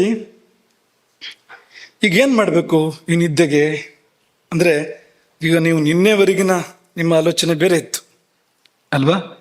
ಎಲ್ಲರಿಗೂ ಅಲ್ಲ, ಯಾರಿಗೆ ಪ್ರವಚನ ಹೊಸ್ತು, ಈ ವಿಷಯಗಳು ಹೊಸ್ತು, ಅವರ ಸಲುವಾಗಿ ಹೇಳ್ತಾ ಇರುವಂಥದ್ದು. ನಿದ್ದೆಯನ್ನು ನಿದ್ದೆ ಅಂತ ನೋಡಿಯಾಗಿತ್ತು ನಾವೆಲ್ಲ. ಇದು ದೇವರು ಅಂತ ನೋಡಿದ್ಮೇಲೆ ಏನ್ ಮಾಡಬೇಕು ಅನ್ನೋ ಪ್ರಶ್ನೆ ಬಂತಲ್ವಾ. ದೊಪ್ಪಂತ ಬಿದ್ದೆ, ಹಾಸಿಗೆ ಕಂಡಿದ್ದೆ, ದೊಪ್ಪಂತ ಬಿದ್ದಿದ್ದೆ. ಹಾಸಿಗೆ ಕಂಡಿದ್ದೊಂದು ಗೊತ್ತು, ಎಚ್ಚರ ಆಗಿದ್ದೊಂದು ಗೊತ್ತು ಅಂತ. ಇಷ್ಟೇ ಇದ್ರ ಬಗ್ಗೆ ನಾವು ತಿಳ್ಕೊಂಡಿದ್ದು. ಅಥವಾ ವ್ಯವಸ್ಥಿತವಾಗಿ ಹೋಗಿ ನೋಡಿ ಎಲ್ಲ ಸರಿಪಡಿಸ್ಕೊಂಡು ಆರಾಮಾಗಿ ನಿದ್ದೆಯನ್ನ ಮಾಡಿದರೂ ಕೂಡ ಅದೇನು ಅಂತ ತಿಳ್ಕೊಳ್ಳೋ ಗೋಜಿಗೆ ಹೋಗಿಲ್ಲ ಅನ್ನುವಂಥದ್ದು ಇರ್ಬೋದು. ಆದರೆ ಯಾವಾಗ ನಿದ್ದೆ ಅನ್ನೋದು ದೇವತೆ ಅಂತ ಹಲವು ಮೂಲಗಳಿಂದ ದೃಢಪಟ್ಟಿತೋ, ಒಂದೇ ಕಡೆ ಅಲ್ಲ, ಆಯುರ್ವೇದವು ಅದನ್ನು ಹೇಳ್ತಾ ಇದೆ, ಪುರಾಣಗಳು ಅದನ್ನೇ ಹೇಳ್ತಾ ಇದ್ದೇವೆ, ಬೇರೆ ಬೇರೆ ಪುರಾಣಗಳು ಅದನ್ನೇ ಹೇಳ್ತಾ ಇದ್ದೇವೆ ಅಂತನ್ನುವಾಗ ದೇವಿ ಆಗಿದ್ರಿಂದ ನಾವು ಮರ್ಯಾದೆ ಕೊಡಬೇಕು, ಅನಿವಾರ್ಯ. ನಿದ್ದೆಯನ್ನು ನೀವು ಜಡವಾಗಿ ನೋಡಬಾರ್ದು ಇನ್ಮೇಲೆ ಅಂತ. ದೇವಿ ಅಂತ ಮರ್ಯಾದೆ ಕೊಡುವಾಗ ಏನಿದ್ರು ಬಿಟ್ಟು ಬನ್ನಿ ಅಂತ. ದೇವರು ಬಂದಿದ್ದಾರೆ ಅಂತಾದರೆ ಆ ಹೊತ್ತಿನಲ್ಲಿ ಏನಿದ್ರು ಬಿಟ್ಟು ಬರಬೇಕು ಅಂತಲೇ ಅರ್ಥ ಅದಕ್ಕೆ ಅಲ್ವಾ. ಮನೆಗೆ ದೇವರು ಬಂದರೆ ತಡಿ ಬಂದೆ ಇದೊಂದು ಧಾರಾವಾಹಿ ಆಗಲಿ ಅಂತ ಹೇಳ್ತೀರಾ? ಹೇಳಿದ್ರೆ ಕಾಲ ಆಗಿದೆ ಅಂತ. ಮನೆಗೆ ಗುರುಗಳು ಬಂದಿದ್ದಾರೆ, ಪೇಟೆ ಸುತ್ತಕ್ಕೆ ಹೋಗಿದ್ದಾನೆ, ಬರ್ತಾನೆ, ಇನ್ನೇನು ಅಂತ ಹೇಳಕ್ ಸಾಧ್ಯವಾ? ಅದನ್ನು ಮಾಡ್ತಾ ಇದ್ದೆ ನಾವು ಅಂತ. ಯಾವಾಗ ನಾವು ನಿದ್ದೆಯನ್ನು ಮಾಡಬೇಕಾಗಿತ್ತೋ ಅದನ್ನು ಬಿಟ್ಟು ಮತ್ತೇನೇನೇನೋ ಮಾಡ್ತಾ ಇದ್ದೇವೆ, ಬೇಕಾದದ್ದು ಬೇಡದೇ ಇರೋದು ಎಲ್ಲದನ್ನು ಮಾಡ್ತಾ ಇದ್ದೇವೆ. ಆ ಸಮಯದಲ್ಲಿ ದೇವರು ಅಂತಾದ್ರೆ ಹಾಗೆಲ್ಲ ಮಾಡೋಕೆ ಸಾಧ್ಯ ಇಲ್ಲ ಅಂತ. ಆ ಸಮಯದಲ್ಲಿ ಇದ್ದು ಬಿಡಬೇಕು, ಸಮಯಕ್ಕೆ ಮುಂಚಿತವಾಗಿ ಇದ್ದು ಬಿಡಬೇಕು ಅಂತ. ನಾವು ಬಂದು ಕೂತ ಮೇಲೆ ಒಬ್ಬೊಬ್ಬರು ಬರ್ತೀರ, ನೀವು ಪ್ರವಚನಕ್ಕೆ ಬಂದು ಕೂತ ನಂತರ ಇಲ್ಲ ಅಲ್ವಾ, ಮೊದಲೇ ಬಂದು ಕೂತಿರ್ತೀರಿ, ಸಮಯಕ್ಕೆ ಮೊದಲಾಗಿ ಬರ್ತೀರಲ್ವಾ. ಹಾಗೆ ಸಮಯಕ್ಕೆ ಮೊದಲಾಗಿ ನಾವು ಸಿದ್ಧತೆ ಮಾಡಬೇಕು ದೇವಿಯನ್ನು ಸ್ವಾಗತಿಸುವ ಸಲುವಾಗಿ. ಮುಂದೆ ನಡೆಯುವುದು ಪೂಜೆ ಹೊರತು ಅದು ಕೇವಲ ಜಡವಾದ ನಿದ್ದೆ ಅಲ್ಲ, ಅದೊಂದು ಬಗೆಯ ಪೂಜೆಯೇ ನಿತ್ಯ ನಡೆಯುವಂಥದ್ದು. ಹಿಂದೊಮ್ಮೆ ಈ ನಿದ್ದೆ ಎಂಬ ಪೂಜೆ ಅಂತ ಕೆಲವು ವರ್ಷಗಳ ಹಿಂದೆ ಒಂದ್ಸಾರಿ ಒಂದು ನವರಾತ್ರಿಯಲ್ಲಿ ಯೋಗ ನಿದ್ರಾ ದೇವಿ, ಮೊದಲನೇ ದಿನ ಯೋಗ ನಿದ್ರಾ ದೇವಿ, ನೀವು ಹೇಳ್ತಾ ಇರೋದಲ್ಲ, ಅದಕ್ಕಿಂತ ಇನ್ನು ಹಿಂದೆ ಬೆಂಗಳೂರಲ್ಲಿ ನವರಾತ್ರಿ ಇದೆ. ಅದೊಂದು ಸಂದರ್ಭದಲ್ಲಿ ಅದು ಒಂದೇನೋ ಒಂದು ಶೀರ್ಷಿಕೆಯ ಪ್ರವಚನವನ್ನು ಮಾಡಿದ್ದು, ವಿಶ್ವಜನನ್ಯ. ಆಗ ಈ ಯೋಗ ನಿದ್ರಾ ದೇವಿ ಮೊದಲನೇ ದುರ್ಗೆ ವರ್ಣನೆ ಮಾಡುವಾಗ ನಿದ್ದೆ ಎಂಬ ಪೂಜೆ ಅಂತ, ನವರಾತ್ರಿ ಪೂಜೆ ಹಾಗೆ ನಿದ್ದೆ ಮಾಡುವಂಥದ್ದು ಅಂತ ಹೇಳಿದ್ವು. ಆದ್ರೆ ಆ ಹಿನ್ನೆಲೆ ಇಟ್ಕೊಂಡು ಮುಂದಿನ ಕೆಲವು ಮಾತುಗಳು ನೋಡಿ. ಪೂಜೆ ಅನ್ನುವಾಗ ಪೂಜಾ ಸ್ಥಾನ ತುಂಬ ಮುಖ್ಯ ಅಲ್ವಾ. ಎಲ್ಲಿ ಪೂಜೆ ಮಾಡಬೇಕು ಅಂತ, ಎಲ್ಲದರಲ್ಲಿ ಪೂಜೆ ಮಾಡೋಕ್ಕೆ ಸಾಧ್ಯ ಇಲ್ಲ. ಯಾವಾಗ ಪೂಜೆ ಮಾಡಬೇಕು ಆವಾಗಲೇ ಪೂಜೆ ಮಾಡಬೇಕು, ಯಾವಾಗಲೂ ಮಾಡೋಕ್ಕೆ ಸಾಧ್ಯ ಇಲ್ಲ. ರಾತ್ರಿ 2 ಗಂಟೆ 3 ಗಂಟೆಗೆ ಪೂಜೆ ಮಾಡ್ತೇನೆ ಅಂದರೆ ಬರೋದು ಭೂತ ಹೊರತು ದೇವರಲ್ಲ ಅಂತ. ದೇವರು ಬರಬೇಕು ಅಂದ್ರೆ ನೀವು ಪ್ರಾತಃ ಕಾಲ ಸಂಗಮ ಕಾಲದಲ್ಲಿ ಪೂಜೆ ಮಾಡಬೇಕು, ಆವಾಗ ದೇವರು ಬರ್ತಾರೆ ಅಂತ ಪೂಜೆಗೆ ಹೇಳಿರ್ತಕ್ಕಂಥ ಕಾಲ ಅದು ಅಂತ. ಹಾಗಾಗಿ ಯಾವಾಗ ಮಾಡಬೇಕು ಆಗಲೇ ಮಾಡಬೇಕು, ಏನು ಸನ್ನಿವೇಶ ಇರಬೇಕು ಆ ಸನ್ನಿವೇಶ ಇರಬೇಕು, ನಾವು ಹೇಗಿರಬೇಕು ಹಾಗಿರ್ಬೇಕು, ಇಷ್ಟು ಇದೆ ಅಂತ. ಸ್ವಲ್ಪ ಧರ್ಮಶಾಸ್ತ್ರವನ್ನ ಅವಲೋಕನ ಮಾಡೋಣ. ಧರ್ಮಶಾಸ್ತ್ರ ಏನು ಹೇಳ್ತದೆ, ಆಯುರ್ವೇದವನ್ನ ನೋಡಿದ್ದಾಯಿತು, ನೋಡ್ಲಿಕ್ಕಿದೆ ಮುಂದಕ್ಕೆ. ಧರ್ಮಶಾಸ್ತ್ರವನ್ನು ಅವಲೋಕನ ಮಾಡಿದರೆ ಇದೆಲ್ಲವನ್ನೂ ಧರ್ಮಶಾಸ್ತ್ರ ಹೇಳುತ್ತೆ. ಮೊಟ್ಟ ಮೊದಲನೇದಾಗಿ ಧರ್ಮಶಾಸ್ತ್ರ ಏನು ಹೇಳುತ್ತೆ ಅಂದರೆ ಶುಚಿರ್ಭೂತನಾಗಿ ನಿದ್ದೆ ಮಾಡು ಅಂತ ಹೇಳುತ್ತೆ. ಯಾಕೆ ಹೇಳಬೇಕು? ಅದು ಪೂಜೆ ಅಂತಲ್ಲದೆ ಇದ್ರೆ ಆ ಮಾತನ್ನು ಯಾಕೆ ಹೇಳಬೇಕು? ಕೈಕಾಲು ತೊಳ್ಕೊಂಡು ನಿದ್ದೆ ಮಾಡು ಅಂತ. ಅದನ್ನ ಹೇಗೆ ಹೇಳಿದೆ ಅಂದ್ರೆ ನಾರ್ದ್ರಪಾದ ಸುಪ್ಯಾತ್, ಅವಸರ ಮಾಡಬೇಡ, ಕೈಕಾಲು ತೊಳ್ಕೊಂಡ್ಮೇಲೆ ಕೈಕಾಲು ಒರೆಸ್ಕೊಂಡು ಆಮೇಲೆ ಮಲಗು, ಹೋಗಿ ನಿದ್ದೆ ಬಂತು ಅಂತ ಹಾಗೆ ಓಡೋಗಿ ಮಲಗಬೇಡ, ಒದ್ದೆ ಕಾಲಲ್ಲಿ ಮಲಗಬೇಡ ಅಂತ ಅನ್ನುವಾಗ ಧ್ವನಿ ಏನಿದೆ ಅಂದ್ರೆ ಕೈಕಾಲು ತೊಳಿಬೇಕು ಮೊದಲು ಅಂತ, ನಿದ್ದೆಗಿಂತ ಮುಂಚಿತವಾಗಿ ಅಂತ. ಮತ್ತೆ ಏನು, ಈಗ ವೇಗಗಳನ್ನ ಇಟ್ಕೋಬಾರ್ದು ಅಂತ, ಮಲಮೂತ್ರಗಳ ವೇಗಗಳನ್ನ ಇಟ್ಕೊಳ್ಬಾರ್ದು ನಿದ್ದೆಗೆ ಹೋಗುವಾಗ.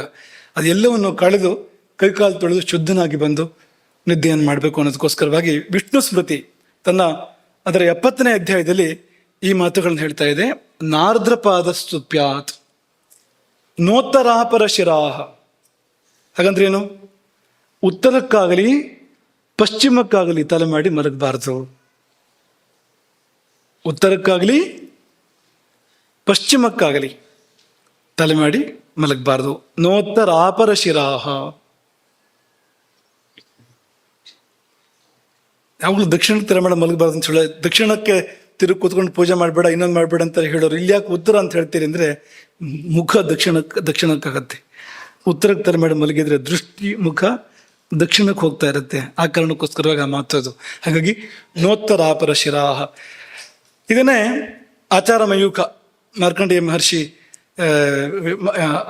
ಅಲ್ಲಿಂದ ಬಂದಿರತಕ್ಕಂಥದ್ದು. ಅವ್ರು ಹೇಳುವ ಮಾತು, ಮಾರ್ಕಂಡೇಯರ ಮಾತು, ಪ್ರಾಕ್ಷಿರಶೇನೆ ವಿದ್ಯಾ ಧನಂ. ನೀವು ಪೂರ್ವಕ್ಕೆ ತಲೆ ಮಾಡಿ ಮಲಗಿದ್ರೆ ಸಂಪತ್ತು ಬರ್ತದೆ ನಿಮಗೆ, ಯಾಕೆ ಬಿಡ್ತೀರಿ?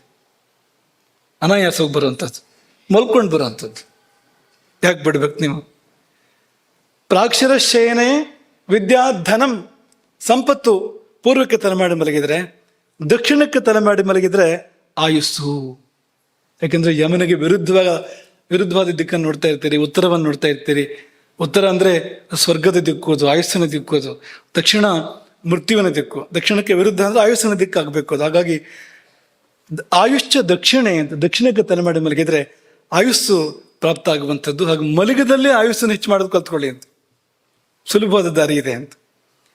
ಪಶ್ಚಿಮಕ್ಕೆ ತಲೆ ಹಾಕಿ ಮಲಗಿದ್ರೆ ಏನಾಗ್ತದೆ ಅಂತ ಕೇಳಿದ್ರೆ ಪ್ರಬಲ ಚಿಂತೆ ಜಾಸ್ತಿ ಆಗ್ತದೆ. ಇಲ್ಲದಿದ್ರೆ ಚಿಂತೆ ಬರ್ತದೆ, ಚಿಂತೆ ಇಲ್ಲದೆ ಇದ್ರೆ ಚಿಂತೆ ಮಾಡಬೇಡಿ, ಚಿಂತೆ ಬರ್ತದೆ.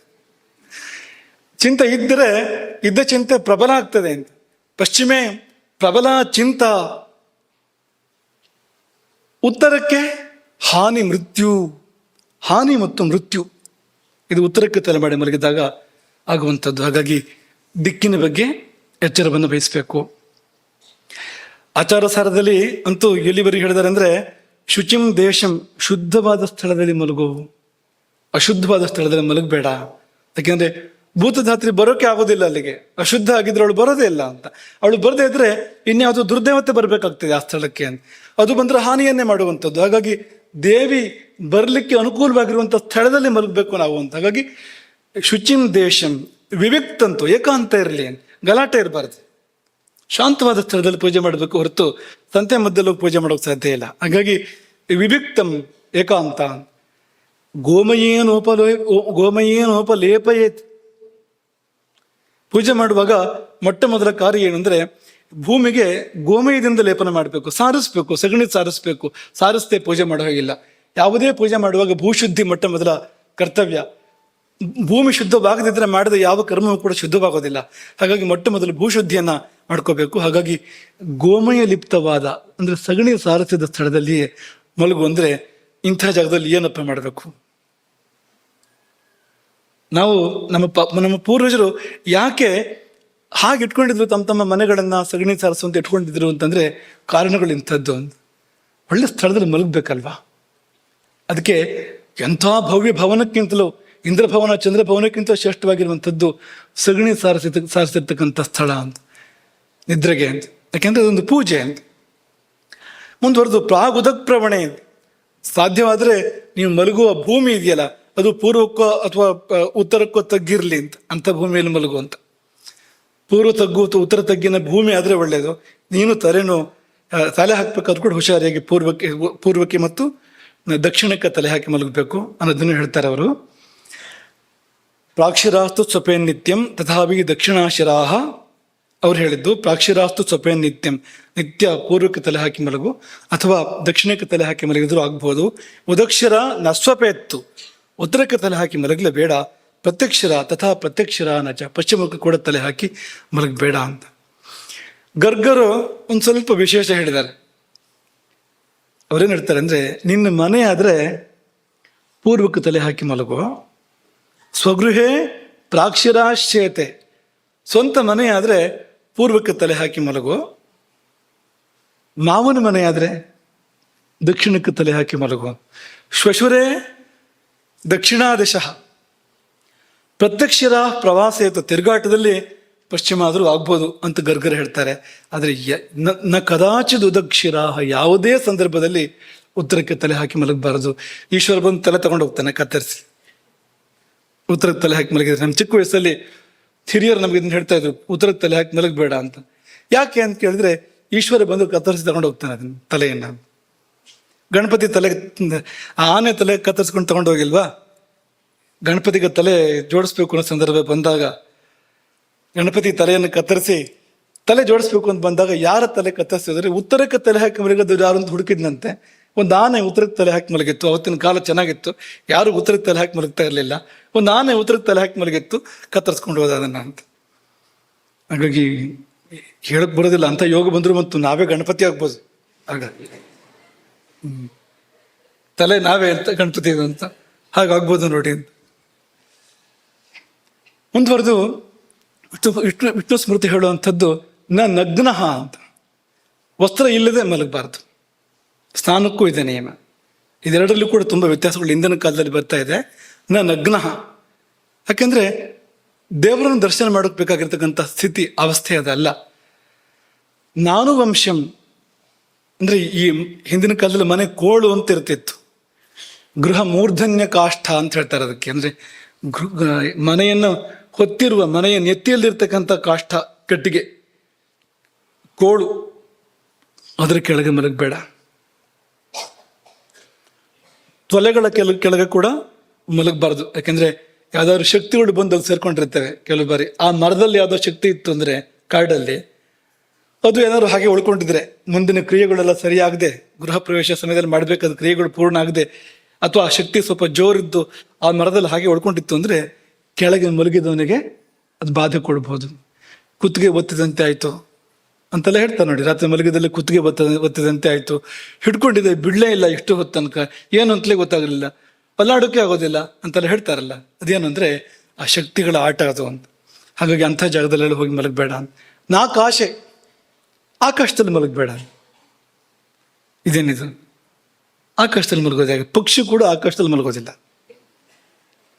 ಯಾಕೆ ನಮಗೆ ಹೇಳ್ತಾರೆ ಅಂತಂದ್ರೆ ಮೇಲೆ ಏನಾದರೂ ಬೇಕು ಅಂತ, ಮುಚ್ಚಿಗೆ ಬೇಕು.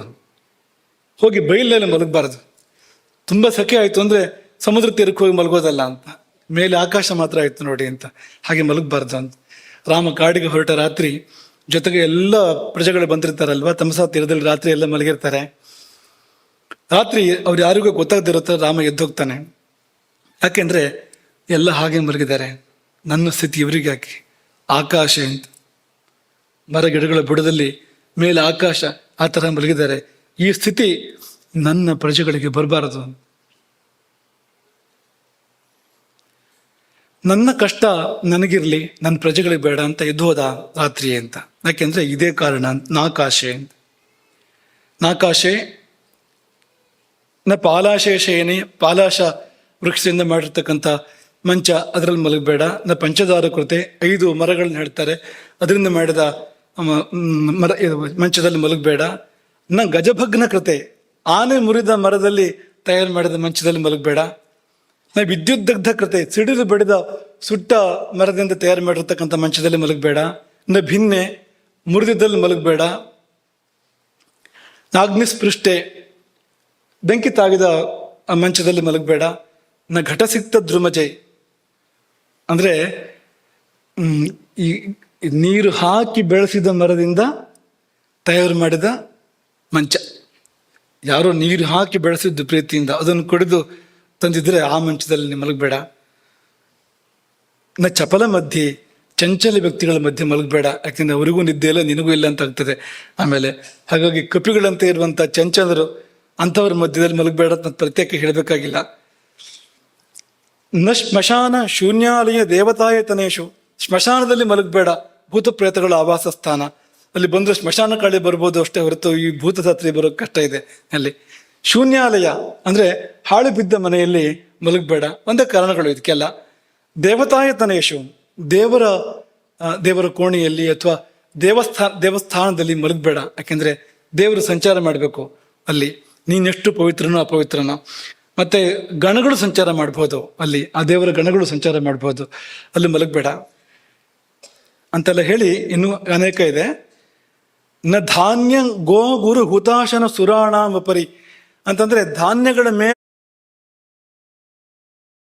ಆಗ್ಬಾರ್ದು. ಧಾನ್ಯ ಲಕ್ಷ್ಮಿ ಇದು. ಗೋವಿನ ಮೇಲಕ್ಕೆ ಮಲಗಬೇಡ ಅಂದ್ರೆ ಗೋವಿನ ಬೆನ್ನ ಮೇಲೆ ಮಲಗಬೇಡ ಅಂತಲ್ಲ.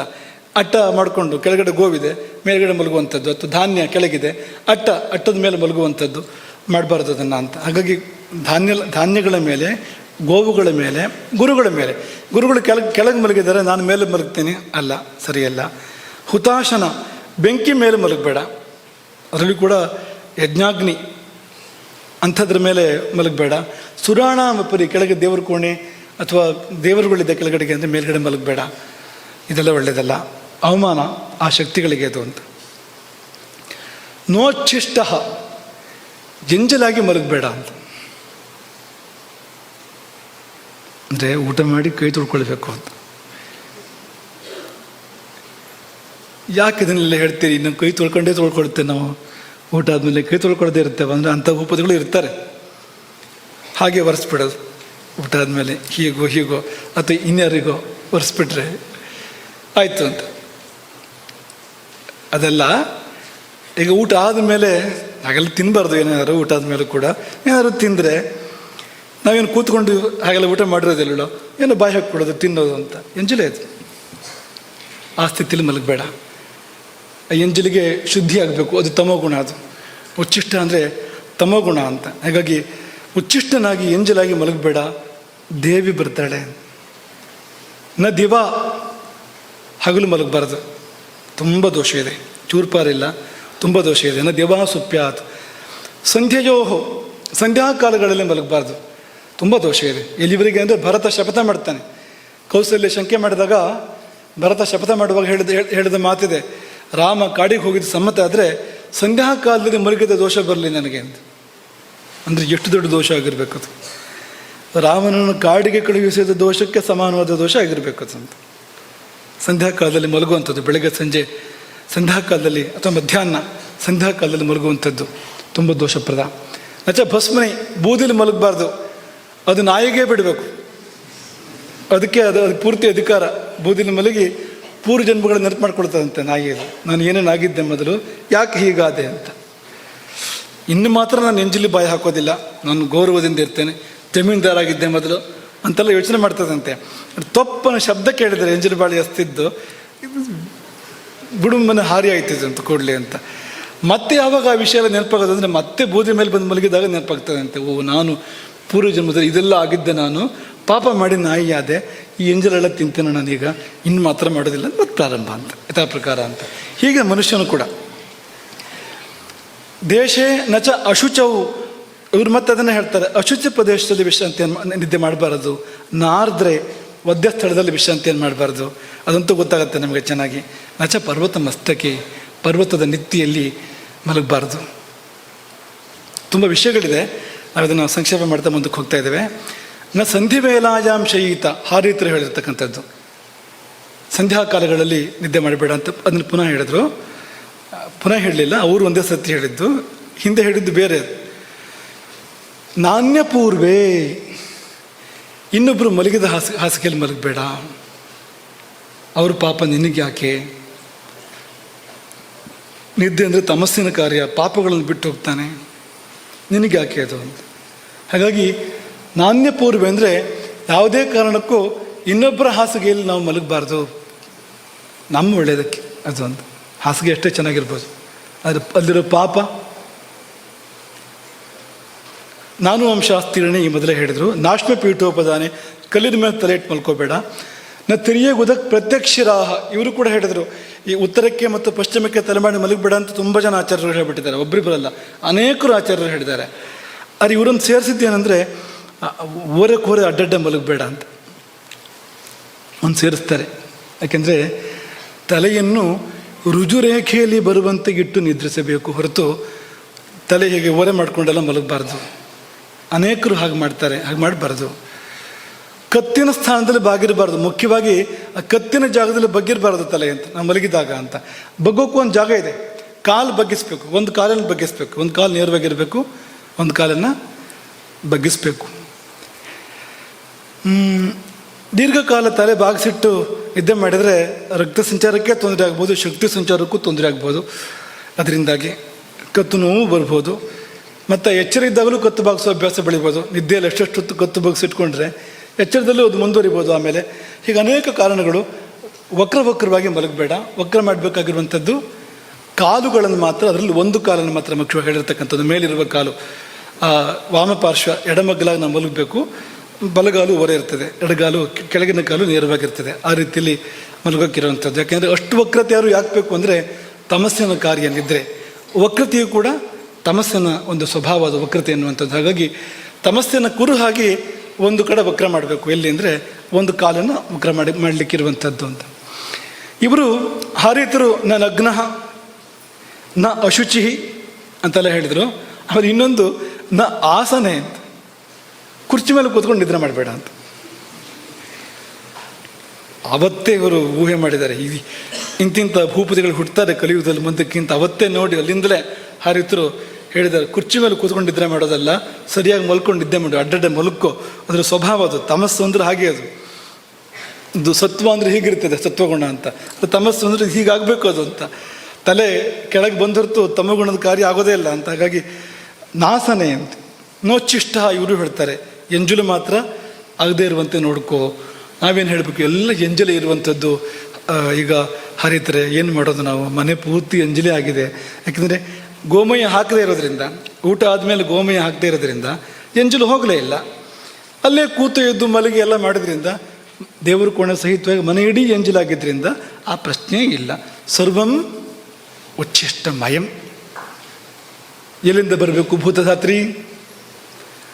ಬಾಗಿಲೂರಿಗೆ ಬರೋದು ಹೋಗೋದು, ಬಾಗಿಲೂರಿಗೆ ಬರೋದು ಹೋಗೋದು ಮಾಡಬೇಕು. ಎಲ್ಲಿವರೆಗೆ ಬರೋಕ್ಕೆ ಸಾಧ್ಯ, ಎಲ್ಲಿವರೆಗೆ ಬಂದು ಇವತ್ತಾದರೂ ಗೋಮಯ ಹಾಕಿದಾನ ಮತ್ತು ನೋಡ್ಕೊಂಡು ಹೋಗಬೇಕು ಅಲ್ಲ, ಅಷ್ಟೇ ಹೊರತು ಜೀವನ ಇಡೀ ಬೇರೆ ದಾರಿಯೇ ಇಲ್ಲ ಅಂತ. ನೋಚ್ಚಿಷ್ಟ ನೋ ಭಗ್ನೆ, ಮುರಿದ ಮಂಚದಲ್ಲಿ ಮಲಗಬೇಡ. ನ ಪ್ರಗೆ, ಬೆಳಗಾದ್ಮೇಲೆ ಮಲಗಬೇಡ, ಪ್ರಾತಃ ಕಾಲದಲ್ಲಿ ಮಲಗಬೇಡ. ನೋಚೈರ್ ನಿಶಾಯಾನ್ ಭಾಷತೆ, ರಾತ್ರಿ ಕೂಗಾಡಬೇಡ, ದೊಡ್ಡ ಸ್ವರದಲ್ಲಿ ಮಾತಾಡಬೇಡ. ರಾತ್ರಿ ನಿನಗೂ ಉಪದ್ರವ, ಬೇರೆಯವ್ರಿಗೂ ಉಪದ್ರವ ಅಂತ. ಭೂತ ಪ್ರೇತಗಳಿಗೆ ಬಿಡಬೇಕು ಅದನ್ನು ಹೊರತು ನಾವು ಮಾಡಬಾರ್ದು. ನಾವು ಮಾಡಿದ್ರೆ ನಾವು ಕೂಡ ಅದೇ ಹೆಸರಿಂದ ಕರ್ಸ್ಕೊಳ್ಳಲ್ಪಡ್ತೇವೆ ಆಮೇಲೆ. ಹಾಗಾಗಿ ನೋಚೈರ್ ನಿಶಾಯಾನ್ ಭಾಷತೆ ಅಂತೆಲ್ಲ ಹೇಳ್ತಾರೆ. ಶಂಕರಲಿಖಿತರು ಇದೇ ಮಾತುಗಳನ್ನೆಲ್ಲ ಹೇಳಿದ್ದಾರೆ. ನಾವು ಶೀರ್ಣ ಖಟ್ವಾಯ, ಮೃದ ಮಂಚ ಅದೆಲ್ಲ ಹೇಳಿದ್ದಾರೆ.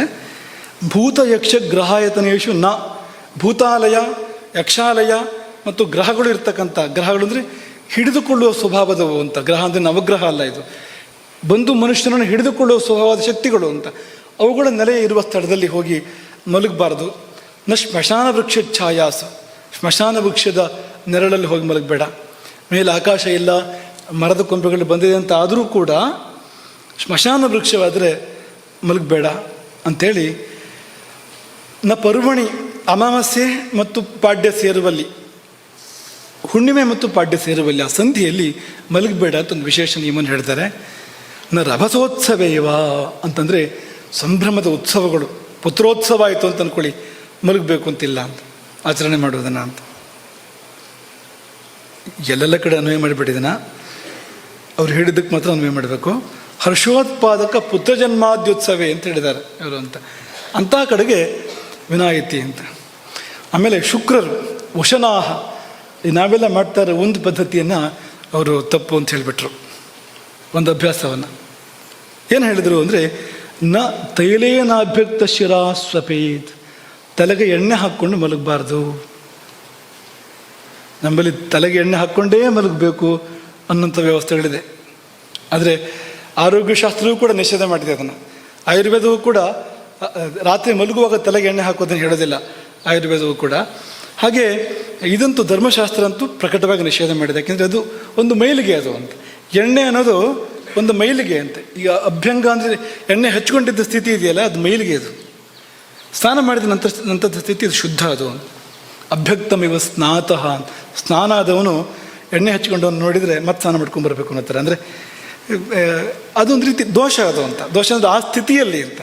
ಆಮೇಲೆ ಶುದ್ಧ ಆದಮೇಲೆ ತುಂಬ ಒಳ್ಳೆಯದದು, ಅದು ಮಾಡಬಾರ್ದು ಅಂತಲ್ಲ, ಅದು ಆ ಸಮಯದಲ್ಲಿ ಅದು ಶುದ್ಧಿ ಆಗೋದಕ್ಕೇನು ಇದೆ ಅಂತ. ಮುಂದಕ್ಕೆ ನೀರು ಬೀಳಬೇಕು, ಎಣ್ಣೆ ಹೋಗಬೇಕು ಅಂತ.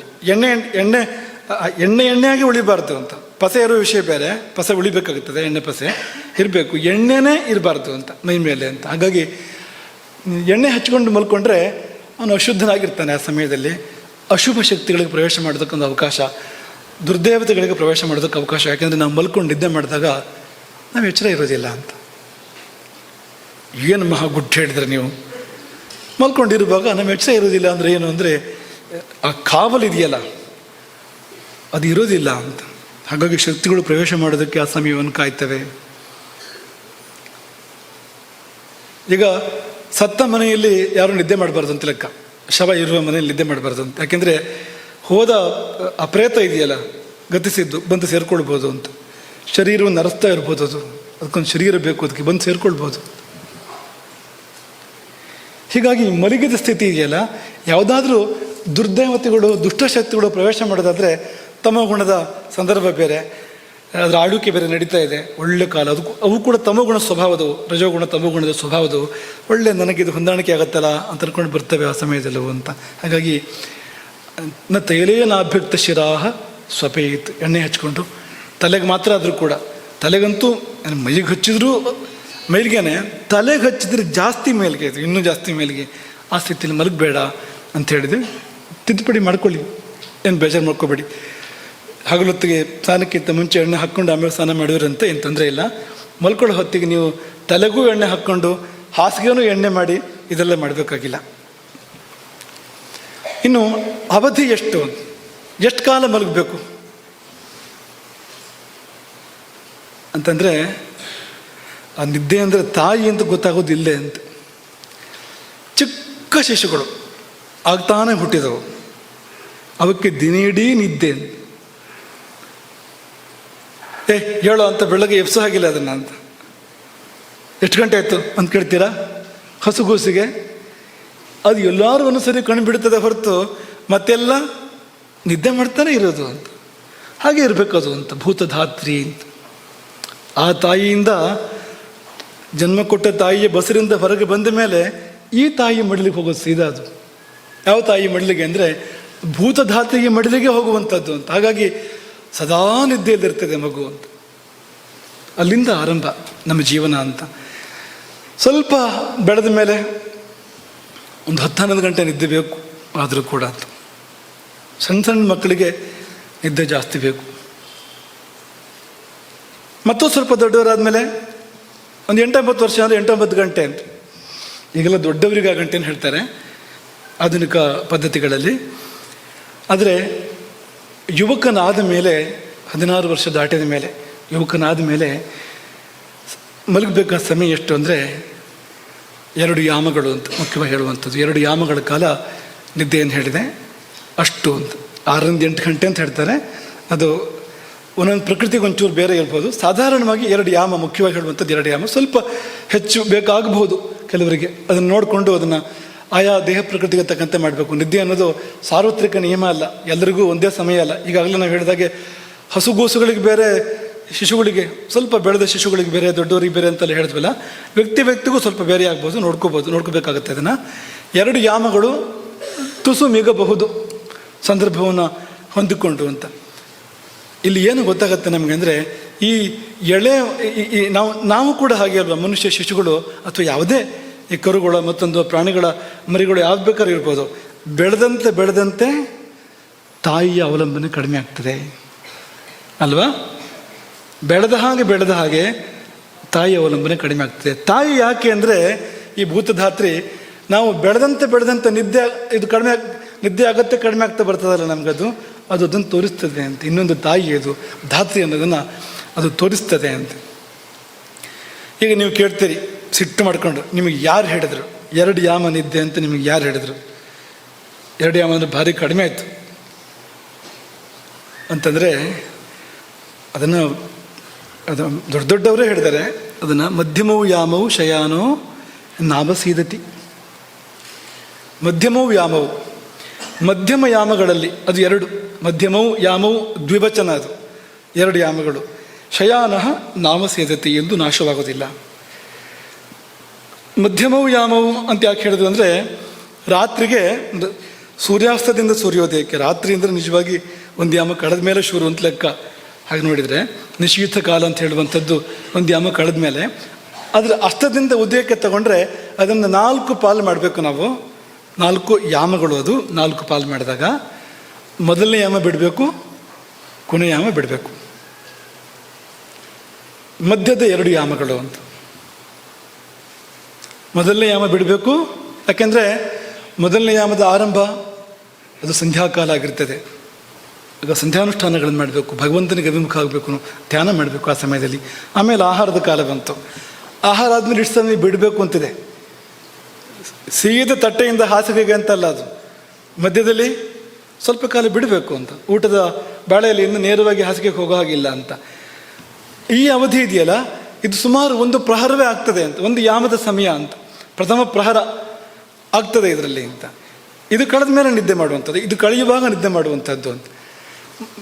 ಮೊದಲನೇ ಯಾಮ ಕಳೆಯುವಾಗ ಅಥವಾ ಕೊನೆ ಸಮಯ ಅಂತ ಅಂದ್ಕೊಳ್ಳಿ ನೀವು ಅಂತ. ಎರಡನೇ ಮೂರನೇ ಯಾಮ ಪೂರ್ತಿ ನಿದ್ದೆನೆ, ಯಾಕೆಂದರೆ ಸರಿ ಮಧ್ಯರಾತ್ರಿ ಮಧ್ಯದಲ್ಲಿ ಬರಬೇಕು ಅಂತಂದರೆ ಎರಡನೇ ಮೂರನೇ ಯಾಮಗಳು ಅಂತ. ಅದಕ್ಕೆ ಅಂತ ಕೊನೆ ಯಾಮ ಹೇಳಬೇಕು. ರಾಮನ ಬಗ್ಗೆ ವಾಲ್ಮೀಕಿಗಳು ಹೇಳುವಂಥದ್ದು, ಏಕಯಾಮಾವಶಿಷ್ಟಾಯಾಮ್ ರಾತ್ರವು ಪ್ರತಿ ವಿಬುದ್ಧ ಸಹ. ರಾತ್ರಿಯಲ್ಲಿ ಒಂದು ಯಾಮ ಉಳಿದಿತ್ತು ಅಂತ. ಏಕಯಾಮಾವಶಿಷ್ಟಾಯಾಮ್ ರಾತ್ರವು ಪ್ರತಿ ವಿಬುದ್ಧ ಸಹ. ಯಾಕೆಂದರೆ ಈ ಬ್ರಾಹ್ಮ ಮುಹೂರ್ತ ಅನ್ನೋದಕ್ಕೆ ಚರ್ಚೆಗಳಿದೆ, ಯಾವುದು ಬ್ರಾಹ್ಮ ಮುಹೂರ್ತ ಅಂತ. ಕೆಲವರು ಈ ಕೊನೆ ಯಾಮ ಇಡೀ ಬ್ರಾಹ್ಮ ಮುಹೂರ್ತ ಅಂತ ಹೇಳ್ತಾರೆ. ಪಶ್ಚಿಮ ಯಾಮ ಕೊನೆ ಯಾಮ ಇದೆಯಲ್ಲ, ಅದಿಡೀ ಬ್ರಾಹ್ಮ ಮುಹೂರ್ತ ಅಂತ. ಇನ್ನು ಕೆಲವರು ರಾತ್ರಿಯ 14ನೇ ಭಾಗ, 15 ಭಾಗಗಳನ್ನು ಮಾಡಿದರೆ 14ನೇ ಮುಹೂರ್ತ ಅಂತ ಕರೀತಾರೆ ಅದನ್ನು 14ನೇ ಮುಹೂರ್ತ ಬ್ರಾಹ್ಮ ಮುಹೂರ್ತ ಅಂತಲೂ ಕೂಡ ಹೇಳ್ತಾರೆ. ಅದನ್ನೇ ಬಳಸ್ಕೊಂಡು ಅಲ್ಲಿ ತನಕ ಮಲಗ್ಬೋದಲ್ಲ. 14ನೇ ಭಾಗ ಅಂದರೆ ಸ್ವಲ್ಪ ಪಶ್ಚಿಮ ಯಾಮಕ್ಕಿಂತ ಮುಂದೆ ಬರ್ತದೆ. ಈ ಪಶ್ಚಿಮ ಯಾಮ ಅಂದರೆ 3ರಿಂದ 3:30 ಗಂಟೆ ಮಧ್ಯದಲ್ಲಿ, ಬೆಳಗಿನ ಜಾವ 3 ಗಂಟೆಯಿಂದ 3:30 ಗಂಟೆ ಮಧ್ಯದಲ್ಲಿ ಬರ್ತದೆ ಅದು ಸುಮಾರು ಪಶ್ಚಿಮ ಯಾಮ ಅಂದರೆ, ಅಲ್ಲಿಂದ ಆರಂಭ ಆಗುವಂಥದ್ದು. ಬ್ರಾಹ್ಮ ಮುಹೂರ್ತ ಅಂದರೆ ಮತ್ತೊಂದು 3/4 ಗಂಟೆ 1 ಗಂಟೆ ಸಿಗ್ಬೋದು ಅವ್ರ ನಂತರವೂ ಕೂಡ ಅಂತ. ಅಷ್ಟಾದರೆ ಅಷ್ಟು ಅಂತ. ಅದಕ್ಕೆ ರಾಮ ಹೇಳಿದ್ದು ಏಕಯಾಮಾವಶಿಷ್ಟಾಯಾಮ್ ರಾತ್ರವು ಪ್ರತಿ ವಿಬುದ್ಧ ಸಹ. ರಾತ್ರಿ ಒಂದು ಯಾಮ ಉಳಿದಾಗ 7 ಅಂತ. ರಾಮ ಇದ್ದಿದ್ದ ಹಾಗೆ ಅಂತ. ಹಾಗಾಗಿ ಇಲ್ಲಿ ಮಧ್ಯಮವು ಯಾವುವು ಅಂತ ಹೇಳಿದಾಗ ಅವರು ಸಮಯವನ್ನು ಹೇಳಿದರು ಅಂತ, ಯಾವಾಗ ಮಲಗಬೇಕು ಅಂತಲೂ ಹೇಳಿದರು ಅಂತ. ಮೊದಲನೇ ಯಾಮ ಅಲ್ಲ, ಕೊನೆಯ ಯಾಮವೂ ಅಲ್ಲ. ರಾತ್ರಿ ಒಂದು ಯಾಮ ಕಳೆಯೋ ಹೊತ್ತಿಗೆ ಅದರ ಹತ್ರ ಮಲಗು ಅಂತ, ಆಮೇಲೆ ಎಚ್ಚರ ಇರಬಾರ್ದು ಅದರ ನಂತರ. ಹೀಗೆ ಮಲಗಿದ್ರೆ ಏನಾಗುತ್ತೆ? ಈ ಥರ ಮಲಗಿದರೆ ಆಗ ಲಾಭ ಏನು ಅಂದರೆ,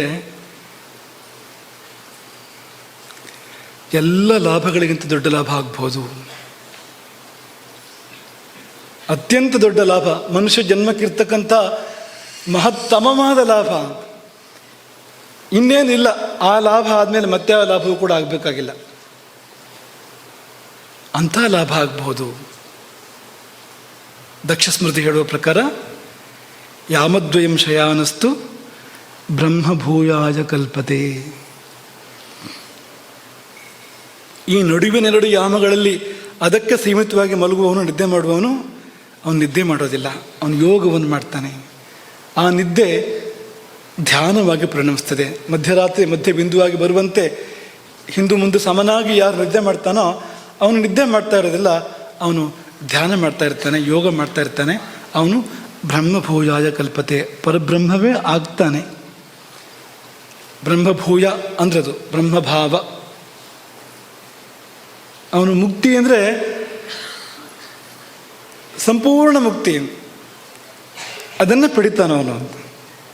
ಅಲ್ಲಿವರೆಗೆ ವ್ಯಾಪ್ತಿ ಇದೆ ನಿದ್ರೆಗೆ. ಹಾಗಾಗಿ ಮಲ್ಕೊಂಡಲ್ಲೇ ಸಂಪಾದನೆ ಮಾಡು ಹಣನ, ಮಲ್ಕೊಂಡಲ್ಲೇ ಆಯುಷ್ ಜಾಸ್ತಿ ಮಾಡ್ಕೊಂತಲ್ಲ ಹೇಳಿದ್ವಲ್ಲ, ಇದು ನೋಡಿ, ಇದು ನಿಜವಾದ ಅಂದರೆ ನಿಧಿ ಸಿಕ್ಕೋದು ಅಂದರೆ ಇದು ಅಂತ. ಲಾಟ್ರಿ ಹೊಡಿತು ಅಂತ ಹೇಳಬೇಡಿ, ಅದು ಬೇಡ, ನಿಧಿ ಸಿಕ್ತು ಅಂತ ಹೇಳೋಣ, ಚೆನ್ನಾಗಿರ್ತದೆ ಅನ್ನೋದು. ಏನಪ್ಪ ಅಂದರೆ ಅದು ಅಂತ ಏನಂದರೆ, ಅವನು ಮುಕ್ತಿಯನ್ನೇ ಪಡಿತಾನೆ. ಬೇರೆ ಸಾಧನೆ ಬೇಕಾಗದೆ ಹೋಗ್ಬೋದು ಅವನಿಗೆ, ಅದು ಸರಿಯಾದರೆ ಅದೇ ಸಾಕಾಗ್ಬೋದು ಅವನು, ಅದರಲ್ಲೇ ಎಲ್ಲವೂ ಕೂಡ ಆಗ್ಬೋದು. ಅಂದರೆ ನಿಸರ್ಗ ಹೇಗಿದೆ ಅಂದರೆ, ನೀವು ಎಲ್ಲೆಲ್ಲಿ ಹೋದರೂ ಅಲ್ಲಲ್ಲೇ ಮುಕ್ತಿಗೆ ದಾರಿಗಳನ್ನ ಇಟ್ಟಿರ್ತದೆ. ಅದು ನೀವು ಊಟ ಮಾಡಿದರೆ ಅಲ್ಲೇ ಮುಕ್ತಿಗೆ ದಾರಿ ಇದೆ. ಆಹಾರ ಶುದ್ಧವು ಸತ್ವಶುದ್ಧವು ಧ್ರುವ ಸ್ಮೃತಿ ಸ್ಮೃತಿಲಂಬೆ ಸರ್ವಗ್ರಂಥೀನ ವಿಪ್ರಮೋಕ್ಷ. ಅದು ಸರಿಯಾದರೆ ಮುಕ್ತಿಗೆ ಕರ್ಕೊಂಡು ಹೋಗ್ತದೆ. ಅದು ನಿದ್ದೆ ಸರಿಯಾದರೆ ಅದು ಮುಕ್ತಿಗೆ ಕರ್ಕೊಂಡು ಹೋಗ್ತದೆ ನಮ್ಮನ್ನು.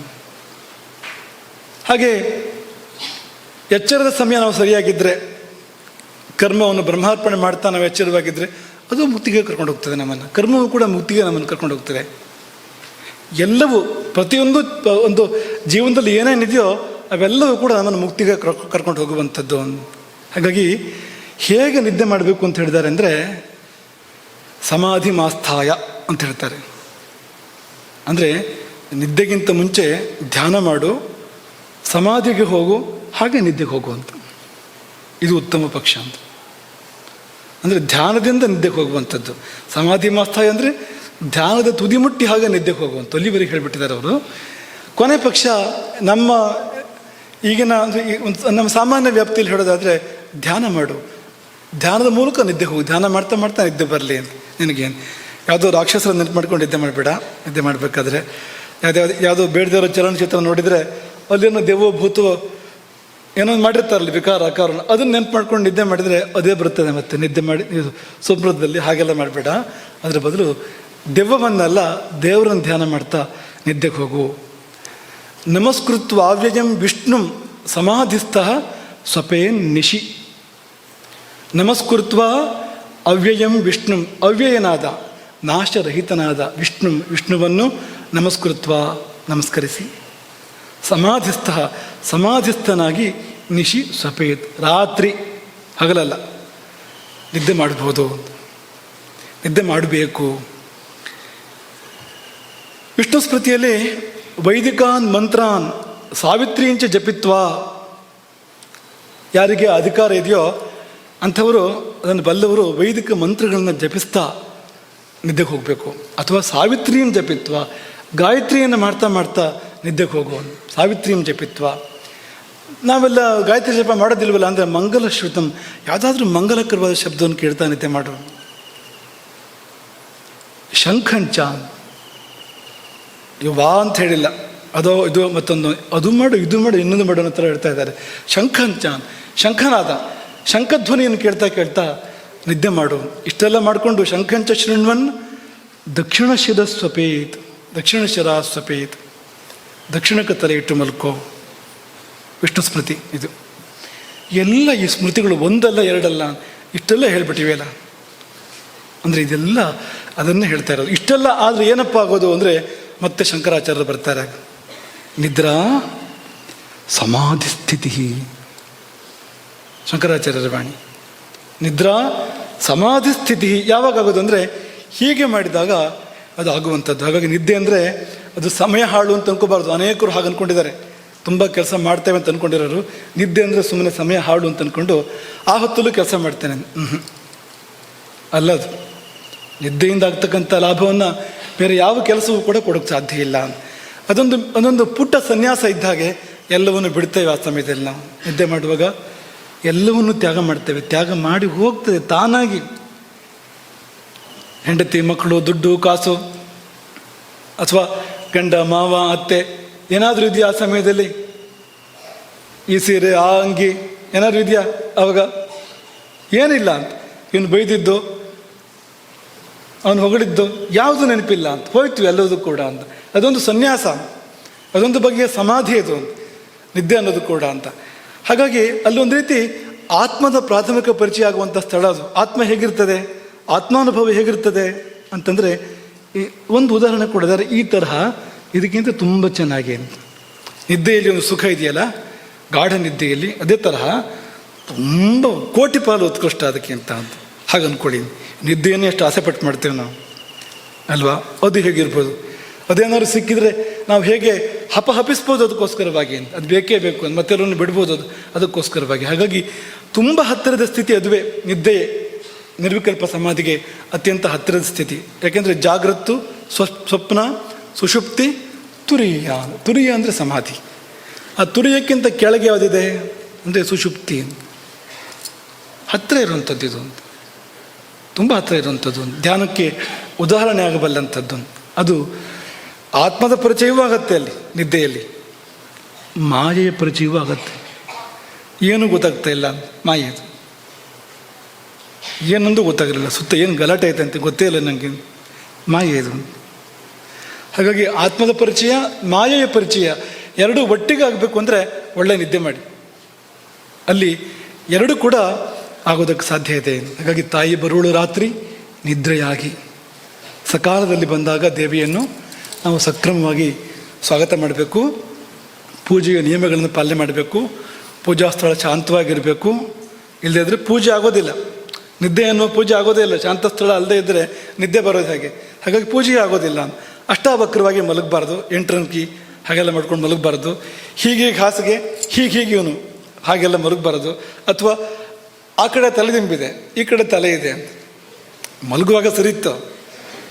ಆಮೇಲೆ ನೋಡಿದರೆ ತಲೆ ದಿಂಬಿನ ಮೇಲೆ ಕಾಲಿದೆ ಅಂತ, ಹೀಗೆಲ್ಲ ಆಗಬಾರ್ದು ಅಂತ. ಹಾಗಾಗಿ ಸರಿಯಾಗಿ ವ್ಯವಸ್ಥಿತವಾಗಿ ಶಾಂತವಾಗಿ ಎಡಮಗ್ಲಲ್ಲಿ ಮಲಗಬೇಕು. ಮೊದಲು ಅಂಗಾತ, ಅಲ್ಲಿ 8 ಶ್ವಾಸ, ಆಮೇಲೆ ಬಲಮಗ್ಲು, ಅಲ್ಲಿ 16 ಶ್ವಾಸ, ಕೊನೆಯಲ್ಲಿ ಎಡಮಗ್ಲು. ಅಷ್ಟರ ತನಕ ಎಚ್ಚರ ಇದ್ದರೆ, ಯಾಕೆಂದರೆ ಈ ಪುಣ್ಯ ಪುರುಷರಿಗೆ ನಿಶ್ಚಿಂತರಿಗೆ ಇಷ್ಟು ವ್ಯವಸ್ಥೆ ಆಗೋದು ಕಷ್ಟ, ಮೊದಲೇ ಮುಗಿದೋಗ್ಬಿಡ್ತದೆ ಎಷ್ಟೋ ಸರ್ತಿ. ಹಾಗಾಗಿ ಸ್ವಲ್ಪ ಹುಷಾರಾಗಿ ಎಚ್ಚರವಾಗಿದ್ರು. ಯಾಕೆಂದರೆ ಎಡಮಗ್ಲಲ್ಲೇ ಮಲಗಬೇಕು ಕೊನೆಯಲ್ಲಿ, ಆ ನಿಯಮ ಇರುವಂಥದ್ದು. ಕೊಟ್ಟ ಕೊನೆಯಲ್ಲಿ ಎಡಮಗಲಿಗೆ ಹೋಗಿ ಸಾಧ್ಯ ಆದರೆ 32 ಶ್ವಾಸ ಎಣಿಸ್ಬೇಕು. ನಿಮಗೆ 32 ಶ್ವಾಸ ಎಣಿಸೋಕೆ ಆಗದೆ ಹೋದರೆ ನೀವು ಪುಣ್ಯಾತ್ಮರು. ಲೆಕ್ಕ ತಪ್ಪಿ ಹೋದರೆ 7, 8, 10 ಅದರೊಳಗೆ ಮುಗಿದೋಯ್ತು ಅಂತ, ಧನ್ಯರು ನೀವು ಅಂತ. ಹಾಗಾದರೆ ಅಂತ ನೀವು ಪಾಪ ಮಾಡಿಲ್ಲ ಅಂತ ಲೆಕ್ಕ ಅಂತ. ನಿಮ್ಗೆ ನಿದ್ದೆ ಬರ್ತಾ ಇದೆ, ಒಳ್ಳೆ ನಿದ್ದೆ ಬರ್ತಾ ಇದೆ ನಿಮಗೆ ಅಂತ. ಮಾಡಿಲ್ಲ ಅಂತಲ್ಲ, ಕಡಿಮೆ ಮಾಡಿದ್ದೀರಿ ಅಂತ.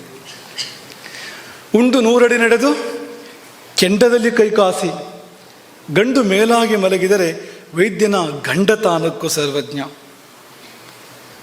ನಮ್ಗೆ ಯಾರಿಗಾರು ವೈದ್ಯನ ಗಂಡ ಆಗಬೇಕು ಅಂತ ಅಪೇಕ್ಷೆ ಇದ್ದರೆ ಇದನ್ನು ಮಾಡಿ ಅಂತ. ಶತಪಥ ಭುಕ್ತ್ವ ಶತಪಥಂ ವ್ರಜೇತ್, 100 ಹೆಜ್ಜೆ ನಡಿಬೇಕು ಊಟ ಆದಮೇಲೆ. ಕೆಂಡದಲ್ಲಿ ಕೈ ಕಾಸಿ, ಆ ಕೆಂಡ ಅಂತ ಏನಾದ್ರು ನಿಮಗೆ ಇದ್ದರೆ, ಇವತ್ತು ಕೆಂಡ ಅನ್ನೋದು ಬರೀ ಕಥೆಯಲ್ಲಿ ಮಾತ್ರ, ಕಥೆ ಪುಸ್ತಕದಲ್ಲಿದೆ ಅಂತ. ಮನೆಯಲ್ಲಿರ್ತಕ್ಕಂಥ ಅನಿಲದ ಒಲೆಯಲ್ಲಿ ಕೆಂಡ ಎಲ್ಲಿಂದ? ದುಃಖಿಸಿ ನಾವೇ ಕೆಂಡ ಆಗಬೇಕು, ಹೋಯ್ತಲ್ಲ ಅದು ಯಾವುದು ಇಲ್ವಲ್ಲ ಅಂತಷ್ಟು ಬಿಟ್ಟರೆ ಅಲ್ಲೇನು ಕೆಂಡ ಇಲ್ಲ ಅಂತ. ಹಾಗಾಗಿ ಕೆಂಡದಲ್ಲಿ ಕೈ ಕಾಸಿ, ಗಂಡು ಮೇಲಾಗಿ ಅಂದರೆ ಈ ಬಲಭಾಗ ಗಂಡು ಭಾಗ, ಎಡಭಾಗ ಹೆಣ್ಣು ಭಾಗ ಶರೀರದಲ್ಲಿ.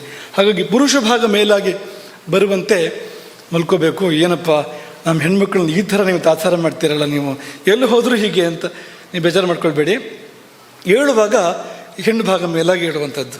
ಯಾಕೆಂದರೆ ಬಲಮಗ್ಲಾಗಬೇಕು ಏಳುವಾಗ. ಬಲಮಗ್ಲಾದಾಗ ಈ ಎಡಭಾಗ ಮೇಲಕ್ಕೆ ಬರಬೇಕು, ತಾನೇ ತಾನಾಗಿ ಸಹಜವಾಗಿ ಬರ್ತದೆ. ಯಾಕೆಂದರೆ ಎಚ್ಚರ ಆಗುವಾಗ ಯಾವ ನಾಡಿ ಇದ್ದರೂ ಏಳುವಾಗ, ಎದ್ದೇಳುವಾಗ ಚಂದ್ರನಾಡಿ ಬರಬೇಕು. ಹೇಗಿದ್ರು ಬರಬೇಕು ಅಂದರೆ ಎಡಗಡೆಗೆ ಶ್ವಾಸ ಬರಬೇಕು ಅಂದರೆ ನೀವು ಬಲಮಗ್ಲಾಗಿ ಮಲಗಬೇಕಾಗ್ತದೆ ಆ ಸಮಯದಲ್ಲಿ. ಹಾಗೆ ಅಂತ ಕೊನೆಯಲ್ಲಿ ಒಂದು 4-3 ಮಾತುಗಳನ್ನು ಹೇಳಿ ಇದನ್ನು ಪರ್ಯವಸಾನ ಮಾಡ್ತೇವೆ. ಊಟಕ್ಕೂ ಮತ್ತು ನಿದ್ದೆಗೂ ಸಂಬಂಧ ಇದೆ ಅಂತ ಹೇಳಿದ್ವು.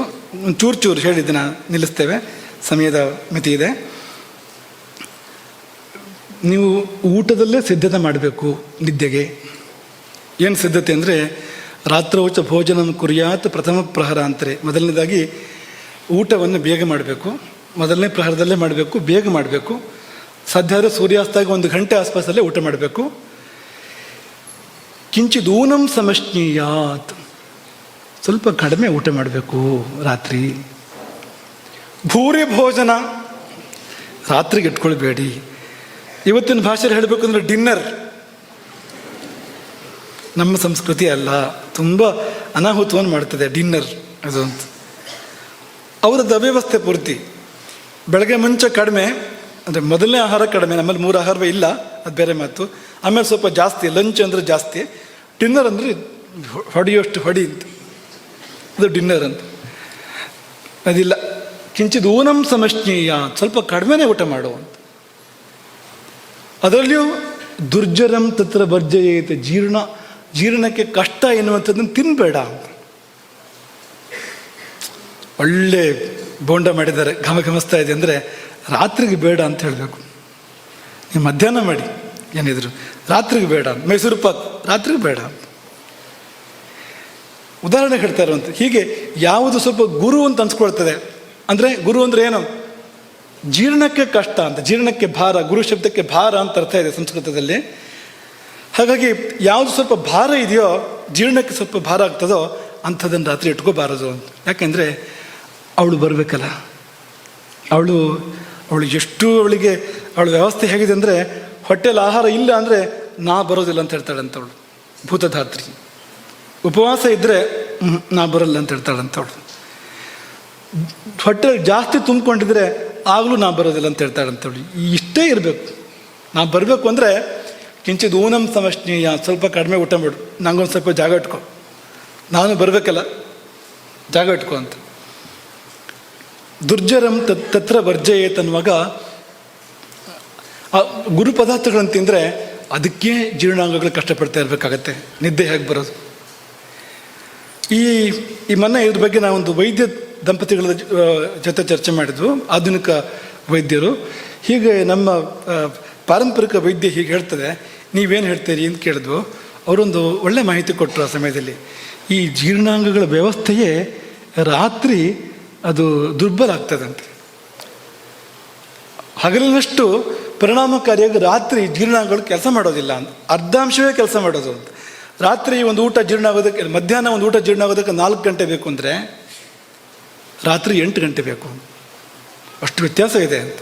ಹಾಗಾಗಿ ದುರ್ಜರಂ ತತ್ರ ವರ್ಜಯೇತ್, ನೀವು ಅದಕ್ಕೆ ಭಾರ ಆಗುವಂಥದ್ದನ್ನು ಕೊಡೋದಕ್ಕೆ ಸಂದರ್ಭ ಅಲ್ಲ ಅಂತ ಅವರು ಒಪ್ಕೊಂಡ್ರು. ಅವರು ಇದನ್ನು ಹೇಳಿದರು, ಅದೇ ಸರಿ ಇದೆ ಅಂತ. ಈ ಡೈಜೆಸ್ಟಿವ್ ಸಿಸ್ಟಮ್ಸ್ ಅಂತ ಏನು ಹೇಳ್ತಾರೆ ಅವರು, ಅದೆಲ್ಲ ಸ್ಲೋ ಡೌನ್ ಆಗುತ್ತೆ ಆ ಸಮಯದಲ್ಲಿ, ಎಲ್ಲ ನಿಧಾನ ಆಗಿಬಿಡುತ್ತೆ ಅದು. ಹಾಗಾಗಿ ಸರಿ ಇದೆ. ಬೆಳಗಿನ ಜಾವ 4 ಗಂಟೆಗೆ ತಿನ್ನಬಾರ್ದು. ಯಾಕೆ ಅಂದರೆ ಅದು ಇದಕ್ಕೆ ಬೇಕು ಸಮಯ, ಇದನ್ನೇ ಪೂರ್ತಿ ಶುದ್ಧ ಮಾಡೋದಕ್ಕೆ ಸಮಯ ಬೇಕು ಅದಕ್ಕೆ. ಅಷ್ಟೊತ್ತಿಗೆ ಮತ್ತೆ ಒಂದಷ್ಟು ಹೊತ್ತು ಹಾಕಿದರೆ ಅದೇನು ಮಾಡೋದು ಪಾಪ ಜೀರ್ಣಾಂಗಗಳು, ಹೇಗೆ ಕೆಲಸ ಮಾಡೋದು ಅಂತ ಮಾಡಬೇಡಿ ಇದನ್ನು. ಸಾಯಂ ಭುಕ್ತ್ವ ಲಘುಹಿತಂ ಅಷ್ಟಾಂಗ, ಇದು ಅಷ್ಟಾಂಗ ಸಂಗ್ರಹ ವಾಗ್ಭಟ್ರಿದ್ದು. ಹಿಂದಿನದು ಭಾವಪ್ರಕಾಶ, ಹಿಂದಿನ ಶ್ಲೋಕ.